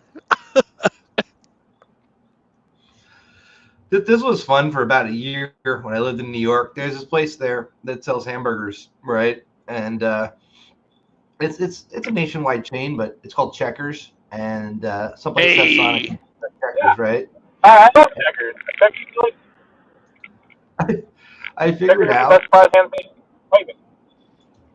Yeah, Checkers is great. The Big Buford is like my favorite freaking burger ever. So they had this promotion like going on where you bought one, you got one, but you needed to essentially go and like go to it's this webpage they'd send you. And I just screen recorded that webpage, and I would just go like every day and always have this activated Big Buford thing that I showed them. The background rotating was their authentication. So I would just go up there and show them this every day and get a free Big Buford when I bought one. I used this for like 2 years. It was great. That's good. that's kind of like, Bob and Alice found a way to, I can't remember exactly how it happened, but I believe they were manipulating barcodes to make it seem like every day was their birthday, and Wendy's was giving away free food if it was your birthday, so they got free food like indefinitely until they fixed it. My favorite I've is seen people do variations on that, where they literally just write a script to register multiple accounts with the Gmail alias. So like Wendy's, Frank.Trezza plus Wendy's 1, Frank plus Trezza plus Wendy's 2. And just have the script create accounts, and for each one of those accounts, set the birthday to a different day within the 365-day cycle. Yep. And every day you'd be able to go there and show a code to get a free meal for Wendy's. I think how that would work actually. Is 7 Now app when it first came out. If you bought $5 worth of shit, they give you 15 in the store. And I just create a new 7 Now account every day and go into the store and spend like Not $5 you, Bob. Nah, I can say me. The statute of limitations is fast. Okay. So it's I got really one of those stories. 15 years, That's okay at this point, I think. Also, it's not really illegal to take advantage of a promotion, I think. It might be unethical, but not illegal.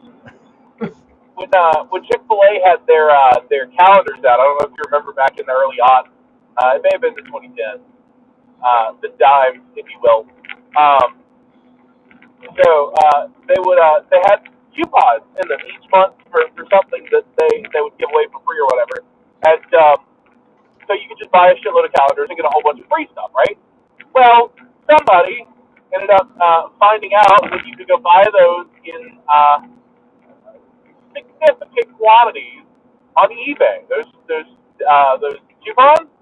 So you're paying, I don't know, 25, 28 cents a chicken sandwich or something to the effect of that. Just as an example. Yeah, that got exploited pretty hard. And I could quote one of the girls at the Chick-fil-A, and again, statute of limitations is well past expired, so fuck those guys. They stopped taking them a number of years back, but we used to make jokes about me pirating Chick-fil-A, and which I did quite often. And the little girl, one of the little girls at the local Chick-fil-A where I'm at, or where I was at the time, I guess I should say, told me that she always felt like she owed me money by the time we were done with our transaction, and sometimes she didn't. So that's always fun. When they owe you money back when you've got $60, $70, $100 worth of Chick-fil-A you just got coupons for because you're feeding the herd. Because you remember feeding the herd, yeah, huh? We definitely fed the herd. It was a great time. I miss those days. That's good shit. Oh, Okay. check this out. Can you hear the audio on that? Hi, I'm Frank Tresley here with Kevin Mitnick, for 2600 Magazine. I have a few questions for you today, Kevin. Sure. How are you today? Good. Absolutely rested. How are you? I'm doing well. You gave Excellent. a great presentation today, showed off a lot of hacking magic tricks. What would you Well, it's say? kind of simple stuff. Yeah. Well, I But like to the the business proximate. audience, it's interesting. To us, it's known. To us, he said us. This Man, is I miss rocket him. science. R.I.P. The that's Proxmark 3 master key I heard had actually been leaked. That's the first thing I just wanted to bring up. Wait, the Proxmark. I'm sorry, I don't know what I'm saying. I'm kind of nervous meeting you, so I apologize. The I-Class master key for the SE class series had been leaked. Correct. Is it possible to write a card with that if you have a Proxmark 3? Well, it depends because you have a standard key, and then you have I-Class Elite, where each reader has its own, where whoever, usually a third party, either directly through HID or through a security company that's working with HID, they put in their own key, and so those keys, we actually have a device we can extract. You can actually do it, I think, with the Proxmark 3 now, because they have a release of the Proxmark 3 software. Basically, it does a trick with the card serial numbers to actually extract the key. With the I-Class standard, it's already been linked. So with that key, you could actually write cards and read them. Yeah, exactly. Okay. In regard to red teaming, if an organization agrees to a pen test, but has extremely limited scope as to what they'll allow, are the results they get going to be an accurate picture of the threat landscape? Probably not. If they limit the engagement to, say, only external network, for example, but they have internet web-facing apps, then no, then they're not really testing. They're not testing the same environment that a threat actor would go after. Okay. So without full compromise, it's just not really an accurate. Right. I mean, don't forget, companies might be doing multiple things behind the scenes. They might have one pen testing company looking at external network, another, maybe inside pen testing team looking at web apps. You never know what they're really doing. But if a company, because I've dealt with a lot of clients that actually only take a look at a certain part of their infrastructure. For example, I had one client only have us look at their payment card because they were concerned about the target attack. So they segmented their payment network out to like a controller box, the card reader devices, and a modem. And we were able to compromise the controller because I had a web app on there and actually root the box and actually intercept cards. We couldn't get debit card pins because those were encrypted at the card reader, but we're able to get the track 1 and track 2 data otherwise. Which This is enough to clone it, which you could use to make Exactly. purchases. And the bug that was exploited was a vulnerability in the web app because they allowed the LAN to connect to the payment controller to pull reports. It was dual homed. Right, essentially. So there was no card data going over the LAN, but it was a way to pull reports. And because we could talk to 443, the payment network, that was the vector we used to exploit that controller device. It was an appliance. Excellent. In the media, they love to use terms like black hat and white hat, but in reality, do you think individual hackers are more governed by their own set of ethics that transcend such simple classifications? Yeah, pretty much. I mean, that's just a media term, black hat, white hat. I mean, pretty much to me, it's not that black and white. That's a good fun, but yeah, pretty much. Well, I mean, you have black hat meaning in the media term, evil hacker that's breaking the law. White hat, meaning somebody who's a security expert. We have so much in between stuff, and a lot of people that are white hats started off, compromising systems without authorization, like myself. Yes. You spent 8.5 months in solitary confinement. Oh yeah, I remember that. I've heard the story. When I was passing the MCC here in New York, I go, wow, El Chapo's there in solitary confinement. I know what that's like. It's pretty horrific. I'm really surprised that any government could actually treat anybody like that and put them in solitary. But now it's the typical modus operandi of the government to put high-value defendants in solitary in hopes that they'll plead guilty. Because usually there's a breaking point. And that's a tool that they use. It's not really to protect the public or to protect the federal institution. That's, in some cases it is. I'm not going to say in all cases, but in most cases, it's a tool that federal prosecutors use to get what they want by putting the accused in such adverse conditions that they'll do whatever the government wants. Sounds like torture to me. Yeah, but even Trump said he's okay with waterboarding. So with this administration, I don't think it's good. I don't think it's going to change. And Chelsea Manning recently got out of jail Yeah, after that a was very awesome. long time. Yeah. What advice would you give Chelsea in regards to transitioning back to a normal life? If you could talk to her. Well, it's tough. I don't know if she would be a good speaker. That might be one area of consideration. I don't know her computer skills. I know she worked as a private for the government, but I don't know if she worked really IT. I really don't know her background with respect to skill set. But I do have to say it's really fortunate that Obama commuted her sentence, because that's like a trillion to one shot of getting not a pardon, but getting her sentence reduced to 7 years. I mean, she's really, really lucky, and she should take the opportunity and do something good with her life. She really has a second chance, and I agree with what President Obama did. I think 7 years was too long. Yeah, I agree with you there. It's been proven by the Shadow Brokers leak that the NSA often uses the hacking tools of others in an attempt to throw off threat attribution companies who rely on such fingerprinting tools to identify hackers, such as Mandiant. And we still trust that threat attributions done by these companies, claiming things such as that the Russians were behind the DNC hack, are actually still accurate? that's really hard to tell, because clearly through Julian Assange's Vault 7 leak and the Shadow Brokers link, it shows that our government tries to attribute attacks to other governments. But that to me is like something that I kind of already knew in my mind. I mean, I never saw it, and I never had proof of it, but that's something that anybody would do. Like, Insert attribution dice add here. So that's why when they say it's North Korea, Oh, yeah. they say it's China, and then when they say it's Russia, Attribution dice coming soon. What? hard to really believe it in some cases. But I'm thinking maybe our NSA has already compromised their system, so they see their internal comms, and they don't reveal sources and methods. So we really don't know what's going on. But it's very easy, as you and I know, to attribute. You hear that? As you and I know, motherfuckers. Attacks to other groups. And some folks in the information security industry have been trying to change the image that hackers have, especially in popular media. portraying them as the good guys rather than the bad. For instance, David Kennedy and Jason Street. That doesn't sell books and movies. Doesn't sell books and movies. No, it doesn't. But you've been able to successfully rebrand yourself into a white hat hacker. How would you?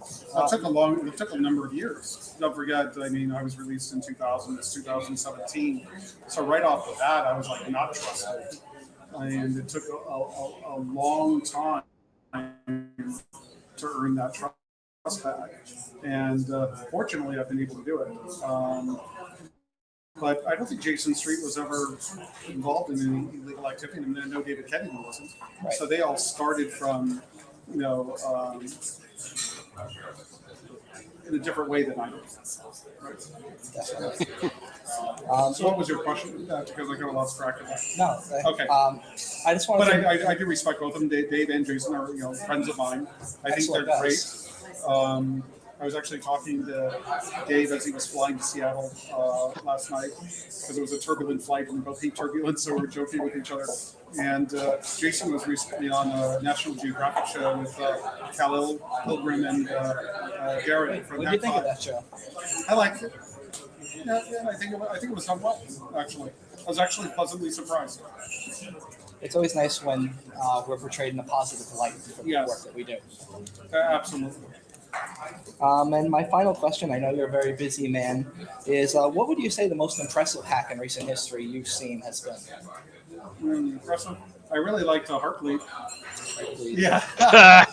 And of course, after the Shadow Brokers dumped the files, I'm really You're still impressed messing with Heartbleed. Fuzz Bunch is a really cool exploitation framework.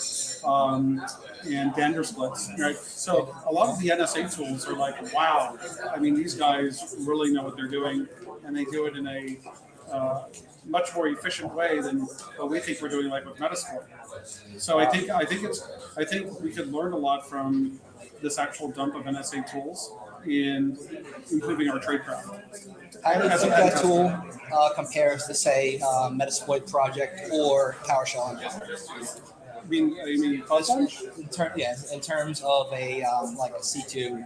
Well, to be honest with you, there's so many post-exploitation options. I mean, post-exploitation tools in that whole toolkit that I haven't been able to figure out what everything does yet.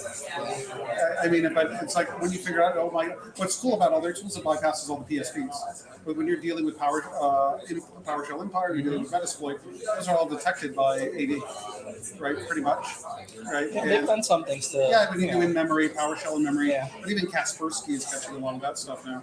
But with the NSA stuff, they defeat all the PSPs that I tested it against, which included Kaspersky, McAfee, and Semantic Endpoint. Excellent. All right. Thank you so much for your time today, Kevin. Yeah, thank you. I'm just going to end the interview here. Okay, cool. And All right, man. Whoops. nothing left. Good job. I dropped my notebook. And all my questions in it. Oh, dude. I was so nervous, man. I don't think I've ever been that nervous talking to somebody my whole life. Jesus Christ. It was fun, though. I've been there. My first time meeting him was, it was kind of the same. I never got the chance, sadly. It took balls of steel for me to do that. I called up the event, and I was like, I'm a reporter from 2600 Magazine. I'd like to interview Kevin Mitnick. He's going to be at your event. Where they were charging like $5,000 a ticket. And they're like, sure, we'd love to get some good press for Kevin's appearance. And they just let me come in. And I met Scott Schrober there, too, who we had on the cast. He's the guy from Berkeley Vantronics. And it was a good time. And I was honestly surprised he agreed to do it. Because if anybody knows that 2600 Magazine doesn't have reporters and is all just user-contributed stories, it would have been Kevin, considering they're the ones who are behind the Free Kevin movement. Yeah. And I think he just was like, that's going to take balls for somebody to do that. So I'll As I have the Free Kevin sticker right there on my laptop. I had to send Kevin There we back go. somewhere. Although I never put it on the laptop. Somebody gave it to me at DEF CON. Technically, Like, that also means anybody could be a reporter for 2600. So, it depends on how you look at it. Welcome to social engineering. Hey, man. 101. I probably could. I mean, If it I was like said I'm a 15. random hacker who was writing an article about Kevin Mitnick for a poorly distributed magazine that only a few hackers still buy copies of in random places like Micro Center, I don't think it would have gone as well. Hey, every now and then you see it at Barnes and Noble, and I always buy one.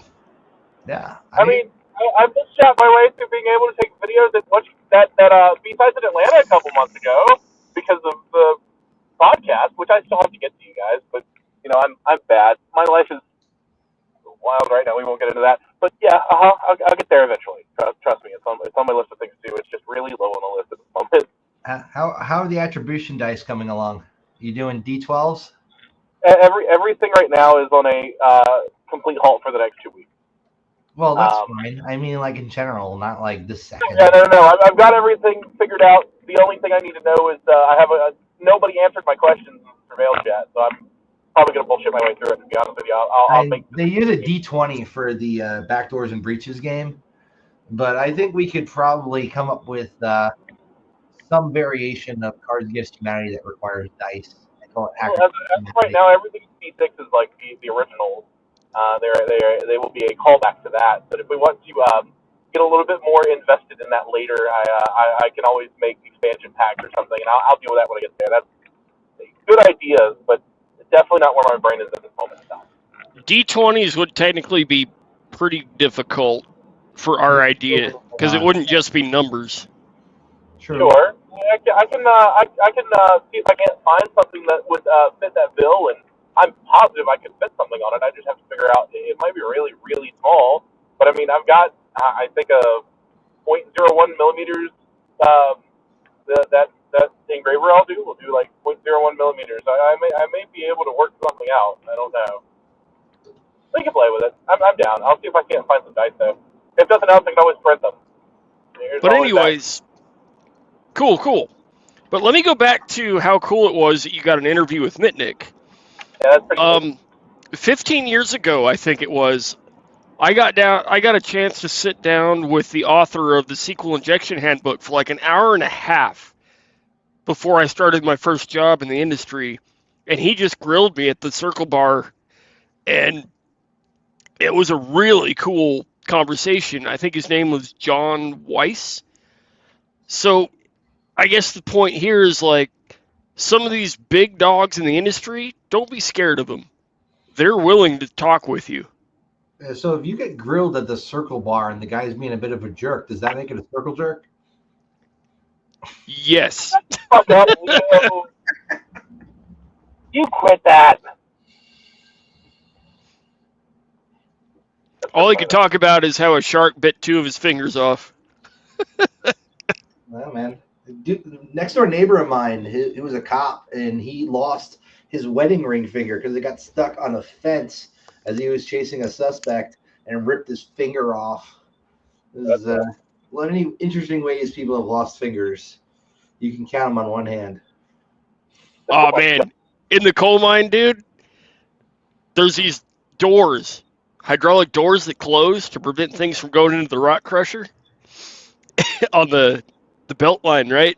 Dude got 2 of his fingers stuck in there, cut them both off, and we all had to stop laughing before we realized, oh, wait, you're actually hurt. We got to take you up to the top. There you go. I slammed my, like some of those SUVs have the doors that kind of close on their own. I was on a Boy Scout trip in the middle of the woods, and we went to go get some stuff out of the SUV, and I ended up slamming it on my hand because the stupid thing closed automatically, and I had my hand there as the thing was closing. You didn't see it, and it smashed the crap out of all my fingers. And I spent the rest of that camping trip just like with a swollen hand and bitching like a little girl the whole time. Yep. Fun. You ever stub your pinky toe? That is the worst feeling in the world. It hurts so much for such a short period of time. I think I walked around with a broken pinky for quite a while. Not fun. I have to one up you. Have you ever broken your heel bone? I don't think I've broken my heel bone. I know you have. That's why I'm on crutches right now. How long did it take to heal? They say 4 to 6 weeks. I'm on week 3.5. Yeah, so you're going to be limping around a bit more? I've broken 6 bones, and the heel bone is probably the most painful I've had yet. Man, that sucks. I've seen videos of people like hurting themselves doing BMX tricks. I never thought it was going to be you though, because you're like so old to be doing BMX tricks. I shouldn't have been doing it in hindsight. It kind of blew my mind when you were like, "Yeah, I hurt myself on a bike." I'm like, "Are you 11?" It's like, what the fuck, dude? BMX used to be my life, and then I met a guy that was over for the holidays, and we were just like, yeah, let's go to the bike park, because I got like 2 extra spare bikes. I was like, cool, let's go. And it's a brand new bike I built that I'm not familiar with, so the dimensions are weird. I'm not familiar with it. And then he was a little bit more fit than I am, so he was good on the bike I gave him. So there's this 12-foot concrete ramp at the skate park. He 360s it. I 360'd it. And then I'm like, I could one-up you. Let's see if I can still do a 540. Oh, that did not go so well on your part, did it? Yeah, the back tire caught the coping. So I went from, it's probably 14 feet up to flat and landed up straight on my foot. Story time. So I bought this e-bike on Amazon that got delivered to my old apartment in New York. And I had a friend who was really into hacking e-bikes and disabling the governor. And he showed me how I could use a piece of tape to turn the governor off so it would go way faster than it was intended to go. So I'm testing it out after he gives it back to me. And I'm going down a hill and there's like a tree branch coming up. And I'm on a sidewalk and there's, it looked like, you could just kind of go through it. It would probably break. So I'm going like probably 45 miles an hour down this hill with the throttle on, figuring I'm just going to break through this branch. But instead I clotheslined myself. The bike kept going. I fell back and smacked the back of my head on the concrete. And there was this really hot girl there. And she was like, "Are you okay?" And I'm like, "Oh, I'm fine." And she's like, "I bet this isn't how you wanted to meet a cute girl." And I'm like, "No, not at all." I got her number though. And she was like, "How'd you make that thing go so fast?" Like, funny story. I've got this friend. Dude, speaking of governors, man, here's another coal mine story. So like when you're underground, right? You know how fault lines work? So we're driving F-350s underground diesels, and there's a road when you start going deeper underground where there's a fault line, and it's probably a 45-degree angle, and then angle up. And one of the trucks we took the governors out of because they were maxed out at like, I think, 15 miles an hour. So we ripped the governor out of this one, and we were going way too fast. And when we came up the top of the fault line and went back to flat, we got so much air off of that ledge, we bounced off the top, and it caved in, buried the trailer that I was hauling, destroyed the freaking cab, or the back of the cab, and the man trip that was in the back. It was, we almost got fired. We just told them the truck quit working. We don't know what happened. Somebody must have messed with it. I don't know. Plausible deniability. Dude, that dude who did the video in the coal mine of singing music, I was blown away. He managed to get that shit approved to get. Dude, you know how illegal that is? I do. That's why I was very like, how the fuck did he get permission to do that in the coal mine? I saw that video and I was like, how did they let you in with actual light bulbs and shit? And flash photography and cameras and electronics, like a very loud amp. Yeah. It was impressive. I think that was a ask forgiveness rather than permission kind of thing with somebody who maybe has some friends who work in a coal mine. Yeah. Lots of those stories. I'm blown away we still need to have coal mines at this day and age when we got so many alternative electricity sources. But I think like a third of our electricity still does come from coal, like whether or not we acknowledge it. It's way more than that. Really? And coal is actually pretty damn clean, because my coal mine that I was in, we have these things called scrubbers. So, the smoke that you see coming out of the stacks, that's not smoke. That's scrubbed steam. So it's cleaned, they dispose of it properly. It's not actually contributing to CO2 emissions. Huh. That's pretty cool. I didn't know that. Yeah, we got a lot of resources we definitely should tap, probably, that we choose not to for reasons. But coal is pretty reliable, man. I think it's probably one of the best ways to store like that amount of energy for the bang for the buck, right? If you're gonna like need to keep warm in the winter, if you're gonna need to operate like I saw this story on Reddit. This dude had gotten some coal from a railroad, and he put it in a regular oven and didn't realize that coal is like special coal that burns a lot hotter, and the whole oven was like glowing blue. Yep. Freaking great. It was like, holy crap. That is cool though. I used to have my family had I think it was like a 3-story. Yeah, it was a 3-story A-frame house in northwest Colorado. Like I was saying, it gets down to like -40 easy on any given day. And the whole house was powered by a coal stove with a chimney that went up through each story with little fans that blow the heat out of the chimney on each level. That's cool. And like 4 chunks of coal, 5 chunks of coal would last all night. It's compact. It's got good density energy-wise. It's a good resource. I've seen some cool shit that the Amish do with like natural gas, because they're apparently allowed to use that for some reason, and different ways they heat their barns and stuff and their chicken coops on like different YouTube videos I watch. It's very fascinating how they get by without electricity, like a modern grid. And some of them actually do have like solar panels now that charge like battery banks that they use for certain things. But I think it's really just cool in general that they're able to get by without the modern grid. And like, I think when I retire, I might just go out in the middle of nowhere and homestead. I think that would be fun. I have to make a correction. It wasn't the coal mine, it was the power plant burning the coal with the scrubbers. That's a good correction. And I kind of figured that already, but good clarification for those who did not. Power plant was fun, though. I worked there for a little bit.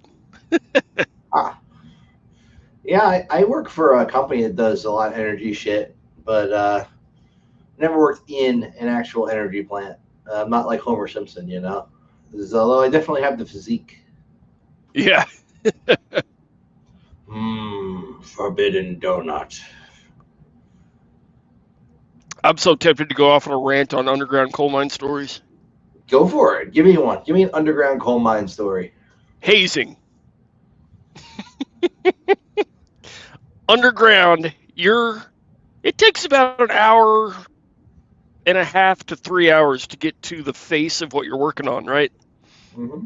Because if you've ever looked at a underground coal mine map, you've got a grid of where they take their continuous miner and make like a checkerboard pattern as they cut, and they keep going deeper and deeper with that. So after a while, you're 2-3 miles underground, or not like under the surface, but in, I guess you would say. And tensions would rise because there's a lot of testosterone down there. And all the new guys, like we call them green hats. There was this one time, reasons. It's like my first day, the manager was being a freaking asshole, and it's freaking -30 where we were parked. And we're riding in this thing called a man trip, which is basically a cover on the back of a pickup with seats in it. So everybody rides in that to get to the surface or where we're working. And he backs up to a water outlet spout thing and traps us in there and turns the water on, and we're just freezing our balls off. And after that situation, I retaliated. He was in a continuous miner, or not the CM, it was a water truck or something where it has a door. And we chained the door shut and filled it up to his chin full of rock dust. And the next day, rumors spread that we tried to kill him. And management heard that why did you put him in a barrel on top of a forklift full of rock dust? I'm like, that's not what happened. And like, I've heard stories of guys like ripping new guys' clothes off and hanging them with hooks on the wall and coating them in rock dust and spraying them down with water and letting them hang there all day. Like, the hazing gets crazy. Wow. Dude, my cousin was involved in a hazing scandal. His dad was like a really big winning football coach in New York, and worked at the school he went to, and they were away at football camp, and apparently somebody had gotten on his wrong side, and they decided to do the whole "we're gonna put soap in our socks and beat the shit out of him in the cot" thing. And dude, like a lot of people lost their scholarship, like ended up not graduating as a result of that nonsense. It's a joke nowadays. It's not like the 80s or the 70s where you can maybe get away with that shit and nobody's going to press charges. Like, those kids really got their futures ruined. And my dumbass cousin goes into the military and does the same shit again and gets caught a freaking hazing thing and gets busted down to having to work in the motor pool from being like frontline infantry or whatever the hell he was. I think he was actually jumping out of helicopters, if memory serves, but Jesus Christ. It was like, we still live in a day and age where people feel the need to haze people, and it's just not the same age where you're going to get away with that shit anymore. Yeah. There was another crazy thing where, like, if two guys have beef with each other, the manager would kind of walk away, like the foreman. He'd just walk away, and most of us would turn our lights off. We'd have a couple guys with our lights still on, in a crosscut, form a circle, and just let them duke it out. It was ridiculous. Real underground boxing. Well, dude, there's underground boxing, and then there's underground boxing. Yeah. Record that shit, put that on YouTube. Man, I get fired if they caught you with a phone. You can have a phone? Yeah, you can't have electronics down there, but I did sneak it in there so I could listen to music while I was doing shit. Why couldn't you have a phone down there? I was afraid of like sparking or something? Yes. You could have killed a whole mine full of people because you wanted to listen to your tunes, huh? No, I was controlling the gas and the water and the rock dust and everything at that point in time. Hey, Sledge, turn the gas down. Doesn't hear you listening to music, jamming out. I was on a bunch of teams. Everything from air control to dust control to running the continuous miner. I even got to play on the long wall there for a few months. And if you Google what a long wall is, that is one serious fucking piece of machinery. What happens to all the old mines that they're not using anymore? They pretty much tapped out. I believe they blow them up. They blow them up? You'd think they just like board them up. This is kind of crazy. Because you can blow them up and turn them into strip mines, but I'm not entirely sure. Because, like, those crosscuts I'm talking about, there's still chunks, like pillars of coal, that we can't get to because it's supporting the rest of the roof. Mm-hmm. So, actually, yes, that's why the long wall is there. It starts at the back, comes back, supports the roof, cuts the rest of that coal as the rest of the... and it just lets the rest of it cave in as it comes back. Do you think being a coal miner is ever a job they're going to be able to automate away? No.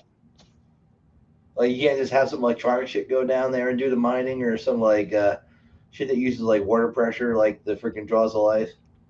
When I was there, it was as automated as it could be. So the continuous miner is like, it looks like a tank with a big rotary cutting blade on the front, and that was remote controlled. That was about as automated as you get. Is that like that shit that Elon used to dig those tunnels for the Yeah, well, it's similar, but no. This one is horizontal. Elon's was cylindrical. What was the moment when you realized, I got to get the hell out of this profession and go learn hacking, or I'm going to fucking die? Oh, God. There was a day where there's a thing called a bolting machine, where it looks like an octopus. You've got two guys on arms, big-ass drill bits, drilling holes into the ceiling, but the drill bits are hollow and they get clogged. and there's a steel plate for somebody to stand underneath while you're doing this in case of a collapse. And you have to stand under there and beat the dust out of the hollow drill bits. And one day, a little piece of coal hit my foot.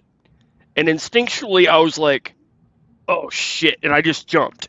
And as I jumped, the entire wall collapsed and pinned this 8-ton piece of machinery against the wall and slid out from under my legs, knocked me over, and I'm sitting there like having a panic attack. And I was like, all right, I'm fucking done. Let's go to college. Of all the things you could have studied in college, why did you pick hacking, though? Because I met Eddie Mize. Because what? Eddie Mize. Eddie Mize? You know him, right? No, I don't. Who's Eddie that? the Eddie? Eddie the Eddie? I don't know He's who friends that with is. Russ Rogers. They were I in don't one know of... either. He was the DEF CON band's bass player. Oh, And he does a lot of the... He did the artwork for Faces of DEF CON. those I've seen, and that I'm familiar with. Yeah, he's the guy behind that. But I didn't even know who he was. But I was in the finals for Battle of the Bands. Like, we made it to the finals. $100,000 prize, record deal, everything. And our band was about to play a festival the following month, and I needed artwork to make a banner and album covers and stuff. And I just happened to be at a hookah home church kind of thing with some friends, and Eddie happened to be there. And I mentioned, hey, I need some artwork.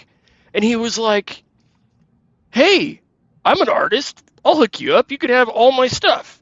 And he just sits there, hacks into the neighbor's Wi-Fi, shows me his DeviantArt page, gives me all his artwork. But then I was like, wait, what did you just do? This was like in 2006, 2007, somewhere around there. And popping weapon took like 5 minutes back then. Capture the IVs. It's fucking like you're in. So he said, yeah, it's called network security. So when I decided to leave the coal mine and I finally got an internet connection, I Googled network security, and there were 2 colleges. One in Tempe, Arizona, one in Mormon school in Wisconsin. I went to the one in Tempe, and shit, Russ Rogers was there, and ended up working at DEF CON, Black Hat, all those things, and Bob's your uncle. Here I am now. It's been fun. Badass, dude. That's really cool, man. My story is not nearly as interesting. I was just your average nerd and decided to get into this shit because it sounded cool. From hacking rocks to hacking your shit. That's right. That's right. You know, Sledge, I'm gonna have to take that comment and I'm gonna have to put that as your replacement for the hammer there, I think. Went from hacking rocks to hacking your shit. Boosh. That's your new thing. You can't change it. If you do, I'm going to change it back.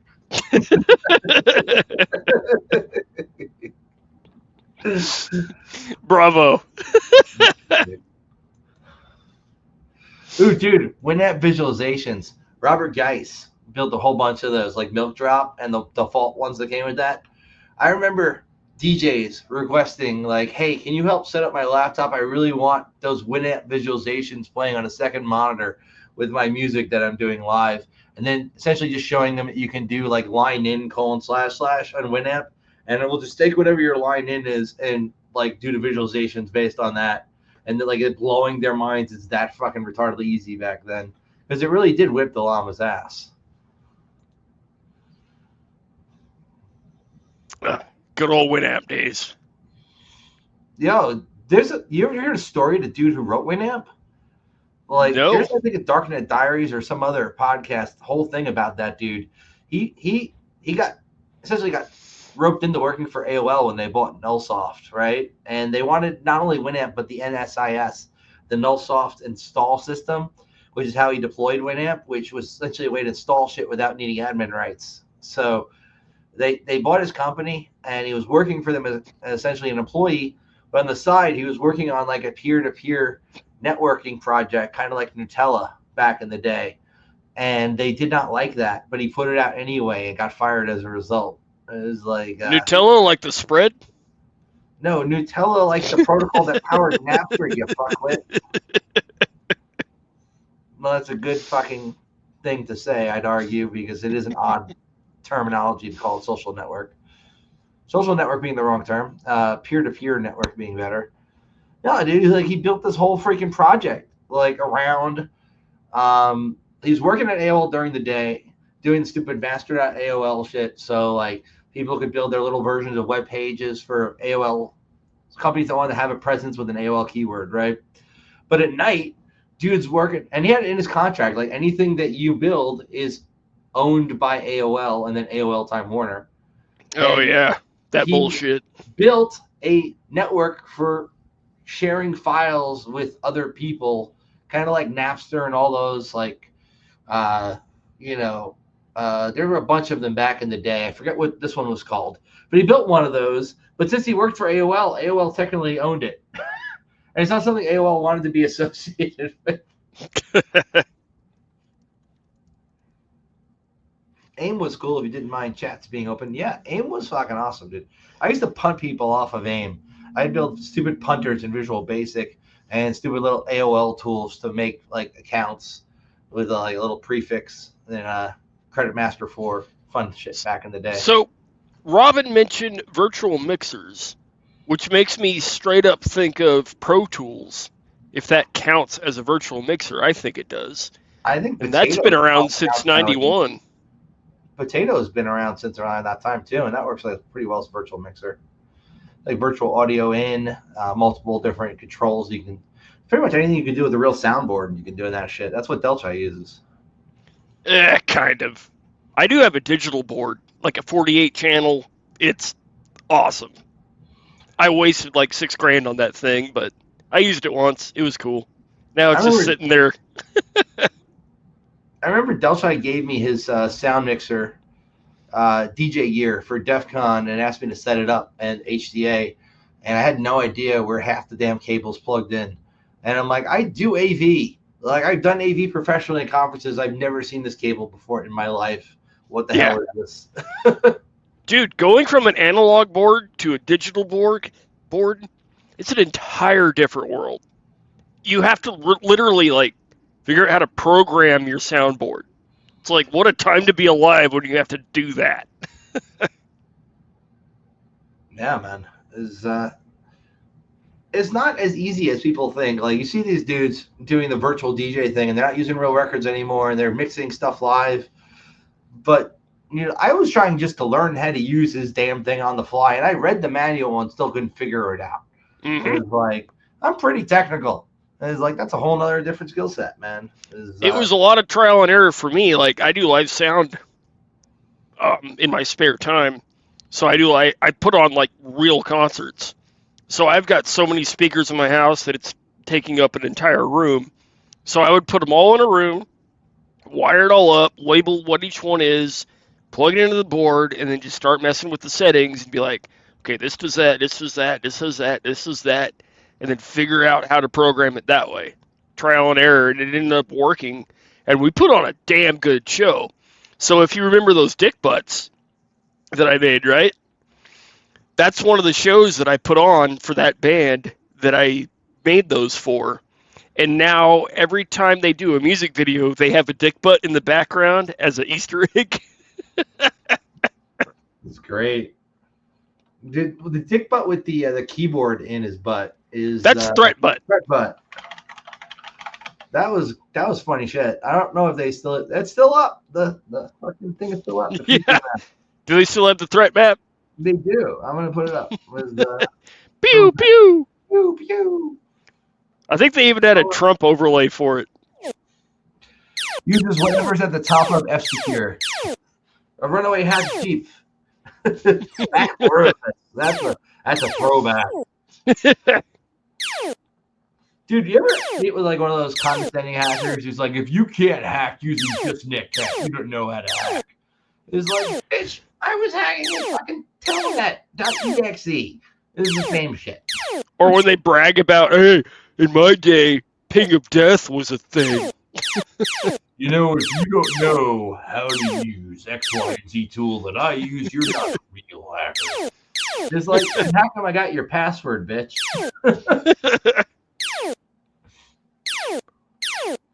This is funny shit. I met one of the dudes at SummerCon who gave me a threat butt pin. The dude worked at Silence at the time. And I asked them about the website and stuff, and they put out a report that year that was making fun of the DBIR. That was called like the DZIR, like Danger Zone Incident Report. Oh yeah, making fun of the DBIR. Shit was hilarious. I literally spit milk out of my nose reading it. It was great. check the settings on that site. There should be other sound settings.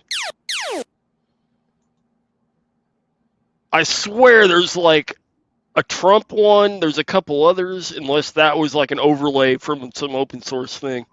Well, this is just the map. I think maybe we can go back to the main site. Oh, there he is, Threat Butt in his glory. I like that he's wearing the little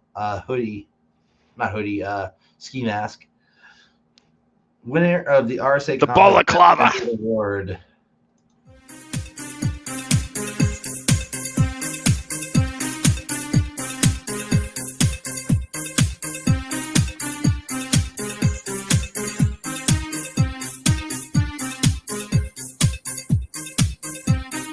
Gotta be careful. Gonna break an arm. I'm a one-man army, or a one-man company. Threat Butt. Currently in private beta. Look, it was HTTP. Didn't even have a cert. Interesting. Private beta. Okay. That's been around so long. Clown Strike technology. That's what we should have called CrowdStrike. Clown Strike. That would have been a good We talked about it. Clown Strike. Me and him talked about it. I don't remember why we didn't go with that, though. The raw power of private, hybrid, public, and cumulus cloud systems. Those are those big-ass fluffy clouds. To bring Viking-grade threat intelligence. This is as ridiculous as some of the actual buzzwords we've got. Our Dude, global... At IBM, I got a hold of the projectors on the front because it looks like NASA, and I played this on there for a while. Dude, I went to RSA one year with my brother who was working in the SOC, and I was bored out of my mind the whole time. There was no interesting talks. It was all just sales bullshit. And, like, I'm sitting there in the SOC, which at that year, they had made, like, a freaking transparent, like, greenhouse-looking thing. And there's, like, all these servers and things, and my brother gave me one of his laptops and logged me in. And he's like, just kill some time on the internet. So instead, I opened up Wireshark and started fucking around and decided to run Responder just for the lulls. And, dude, they caught that pretty quick, and I was asked not to come back. LogMeIn is still around? I haven't heard that in a hot minute. I think I actually ran in VE because it was a Windows box. I think I ran in VE with the PowerShell version. Anyway. But, yeah, dude, there was this guy that I got hired at 2 companies ago. I got him hired. He's now like the freaking principal or whatever manager, whatever his title is. I don't know. But his first day on the job, he's sitting there during the interview looking at all these open SMB shares and getting into everybody's shit. And then he tells me, and I'm like, you probably shouldn't tell anybody about that until you sign the paperwork. Our global platform, hosted in China, is able to detect all local attackers, APT, and even advanced APT threats. That's like ATM machine, advanced APT. That's an advanced persistent threat. Coming to you from countries... Autistic advanced persistent threat. We guarantee our attribution is accurate as we paid for the most expensive MaxMinds GeoIP database. So you can pinpoint any IOC to a more specific part of Iran, China, or North Korea, or whatever your CEO needs. We don't rely on tired, outdated lists or IOCs. We wrote our own groundbreaking big data, sticking a pin in a map of about 8 countries platform, which blows away the competition at just a fraction more of the price. ThreatBot's core service/product is currently in private beta, but our real-time threat map API are partially released. We've also announced our ThreatBot Advanced Enterprise Platform. Oh, this is a hyperlink. I got to click that hyperlink. There's a press release. Oh, great. What do they got? Advanced Enterprise. Advanced Hey, bro, I heard you like advanced. You know. Tomorrow's cyber networks are a hostile breeding ground. Threatening. We got to print these out and just leave them at security conferences. This would be a fun thing, which is a regular printer to just leave. And Stickers next to the stickers that say "Don't lick the walls." Oh, look, it's got cyber features. Enterprise ready XML. Able to integrate directly into all Java applications. Defeats hackers known for using JSON. Needlessly verbose. Significantly harder to parse. Far more expensive with lower ROI. Cyber benefits to be determined. This is great. I love it. That they did this shit. Those guys are great. Oh, look, there's a purchase link. Let's see. Oh, purchase link doesn't work. Boo. They at least need like a buy me a beer, buy me a coffee link. I'd throw them $5. What if I take off the HTTPS? It'll work. Nope, there's nothing there. That's funny that they built this, man. I love that. I love fucking trolly hackers who do shit like this. I mean, in the same vein, hackertyper.com is pretty funny. Oh, dude, you ever see like the interview where they're like, "Can you just put something up?" And the person goes like, "Hacker typer." I use it at IBM all the time.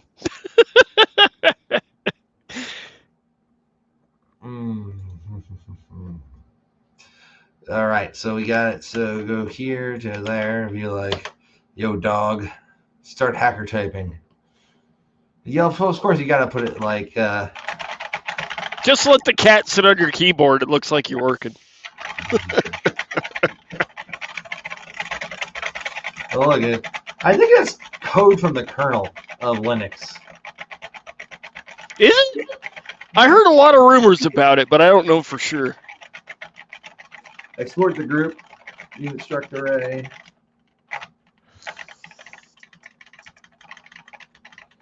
Return 0. So it's C++ code. Int I, unsigned int equals count, and group. Yeah, I think this might be the freaking kernel code from like the Linux kernel, which would obviously go pretty well with Hacker Typer. Yeah. Well, we got Control H for help. Control M for menu that does nothing. I love this stupid shit. All right, I think we're good. I'm gonna go call it a night because. Can we do like 5 more minutes? Yeah. Robin made a comment that I wonder if you have anything to say about regarding Maltego. Yeah, so I love that Maltego still goes out of Community Edition. And it doesn't work though. Every works. time I try it, like it's not useful. So you got to get all the freaking API keys for all the things first. So you got to spend some time signing up on a bunch of websites with guys from sales departments who are going to reach out to you if you put your real information there and nag the shit out of you. So you use a burner and you sign up for all the API keys for all the different transforms that you want to use. And there are some transforms that some people in our group, particularly if you go in our Signal group, have built that are extremely useful and we'll share with you if you ask for them. And once your transforms are populated, you can do some pretty cool OSINT shit with, like, you just right click on, like, put a domain name there, you right click on it, you have different transforms. You can go to like Whois, which is pretty much useless since everybody's doing private shit nowadays. But you can also do different transforms for different cool shit, man. So like if you're doing an investigation on a person or an email, if you put in the dehashed API as a transform, and then you can right click on, like, when you get it, right click on the password they used, then search that password in dehash, or search it in other things, see where it was breached, see if they use like a unique password but use it everywhere. If maybe that then ties that email to an email they might not want you to know about, and right click on that, pivot on turning the identity into the email into a transform for like Intellius, and then like pulling down, addresses and other shit, and it puts it all on a pretty graph. It's a cool freaking program. Right, arguably, you could do all that shit a lot ReconNG. faster with ReconNG. Recon And NG also, basically does the same thing. It's just not GUI.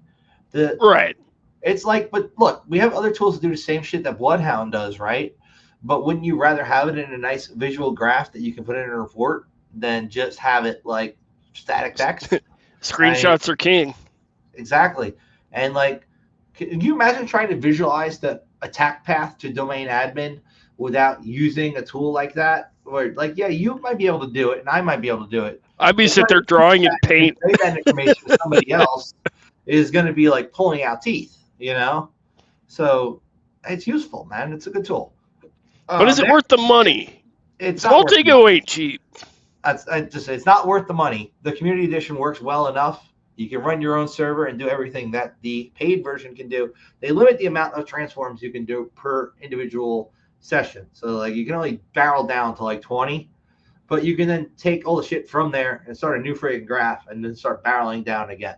So, you know, it's not perfect for the free version, but the fact they give it out a free version, community edition, is pretty fucking cool. So yeah, Maltego shout out. Fuck yeah. They actually teach that at colleges now. They have a course on Maltego, and all the college kids is like, wait till I get a job where they have a pro version. And then nobody buys the pro version. The reason the pro version is so expensive is because nobody buys it. If everybody bought the pro version, they could probably afford to give it out cheaper. Yeah, supply demand. Yeah, it's like Nessus licenses, man. Is like you gotta share with your friends. No, I mean it's like Nessus that you got to get work from a company that's using it and has the paid version. You should never ever do a pen test with a cracked copy of Nessus. In fact, you shouldn't be using Nessus on a damn pen test to begin with, honestly, because that's not what it's for. It's for VAs, not pen tests. But there is a lot of mix-up, and I just kind of go with it. I would disagree. It's good for finding low-hanging fruit on a pen test. But you don't put all the findings on the pen test report, because there's a difference between a pen test and a vulnerability report. Right. And if you can find something that's a good entry point, like say you find a web app, right, and it's running an outdated jQuery, an old-ass version of stuff, doesn't have a content security policy, and has the ability for you to upload like a JSP web shell to it, right? There you go. That's an initial entry vector that you could maybe use to pivot if they don't have it in a DMZ to other systems in an environment. So yeah, there are use cases for it. I was just making the case that the people who think that Nessus is one of the default tools you're going to be using for pen testing should realize that's more for VA than pen testing. That's not a hacking tool. That's a VA tool. And yes, it can find shit, but you then need to know how to exploit said shit. Otherwise, you're not pen testing, you're VAing. A vulnerability scan does not equal penetration test. Dude, Jimmy and I were having this conversation earlier today, and I am 1,000% in agreement with you on that. It's too many companies in our industry are set up that are scam shops. And you know what? The thing that pisses me off more is that we get people who would rather work with these shops who are not going to find anything, who are just going to give you a VA dressed up like a pen test. Hey, you got a clean report. They want to know they've got issues. They'd rather, as a CISO, be like, yeah, I got no issues. See, I got this pen test, and it says I'm 100% fine. They couldn't find anything. Meanwhile, you hire like frickin' Dave's company, or you hire like, you or me, or pretty much anybody who actually knows what the fuck they're doing, you're going to have actual findings that are going to show an attack path that an attacker could use to get into your network, as well as how somebody actually got into your network and like what they could do once they're in there if you're doing internal, external. So it's a whole nother hubbubaloo. We could make a whole episode on that topic. We should. Let's do it tomorrow.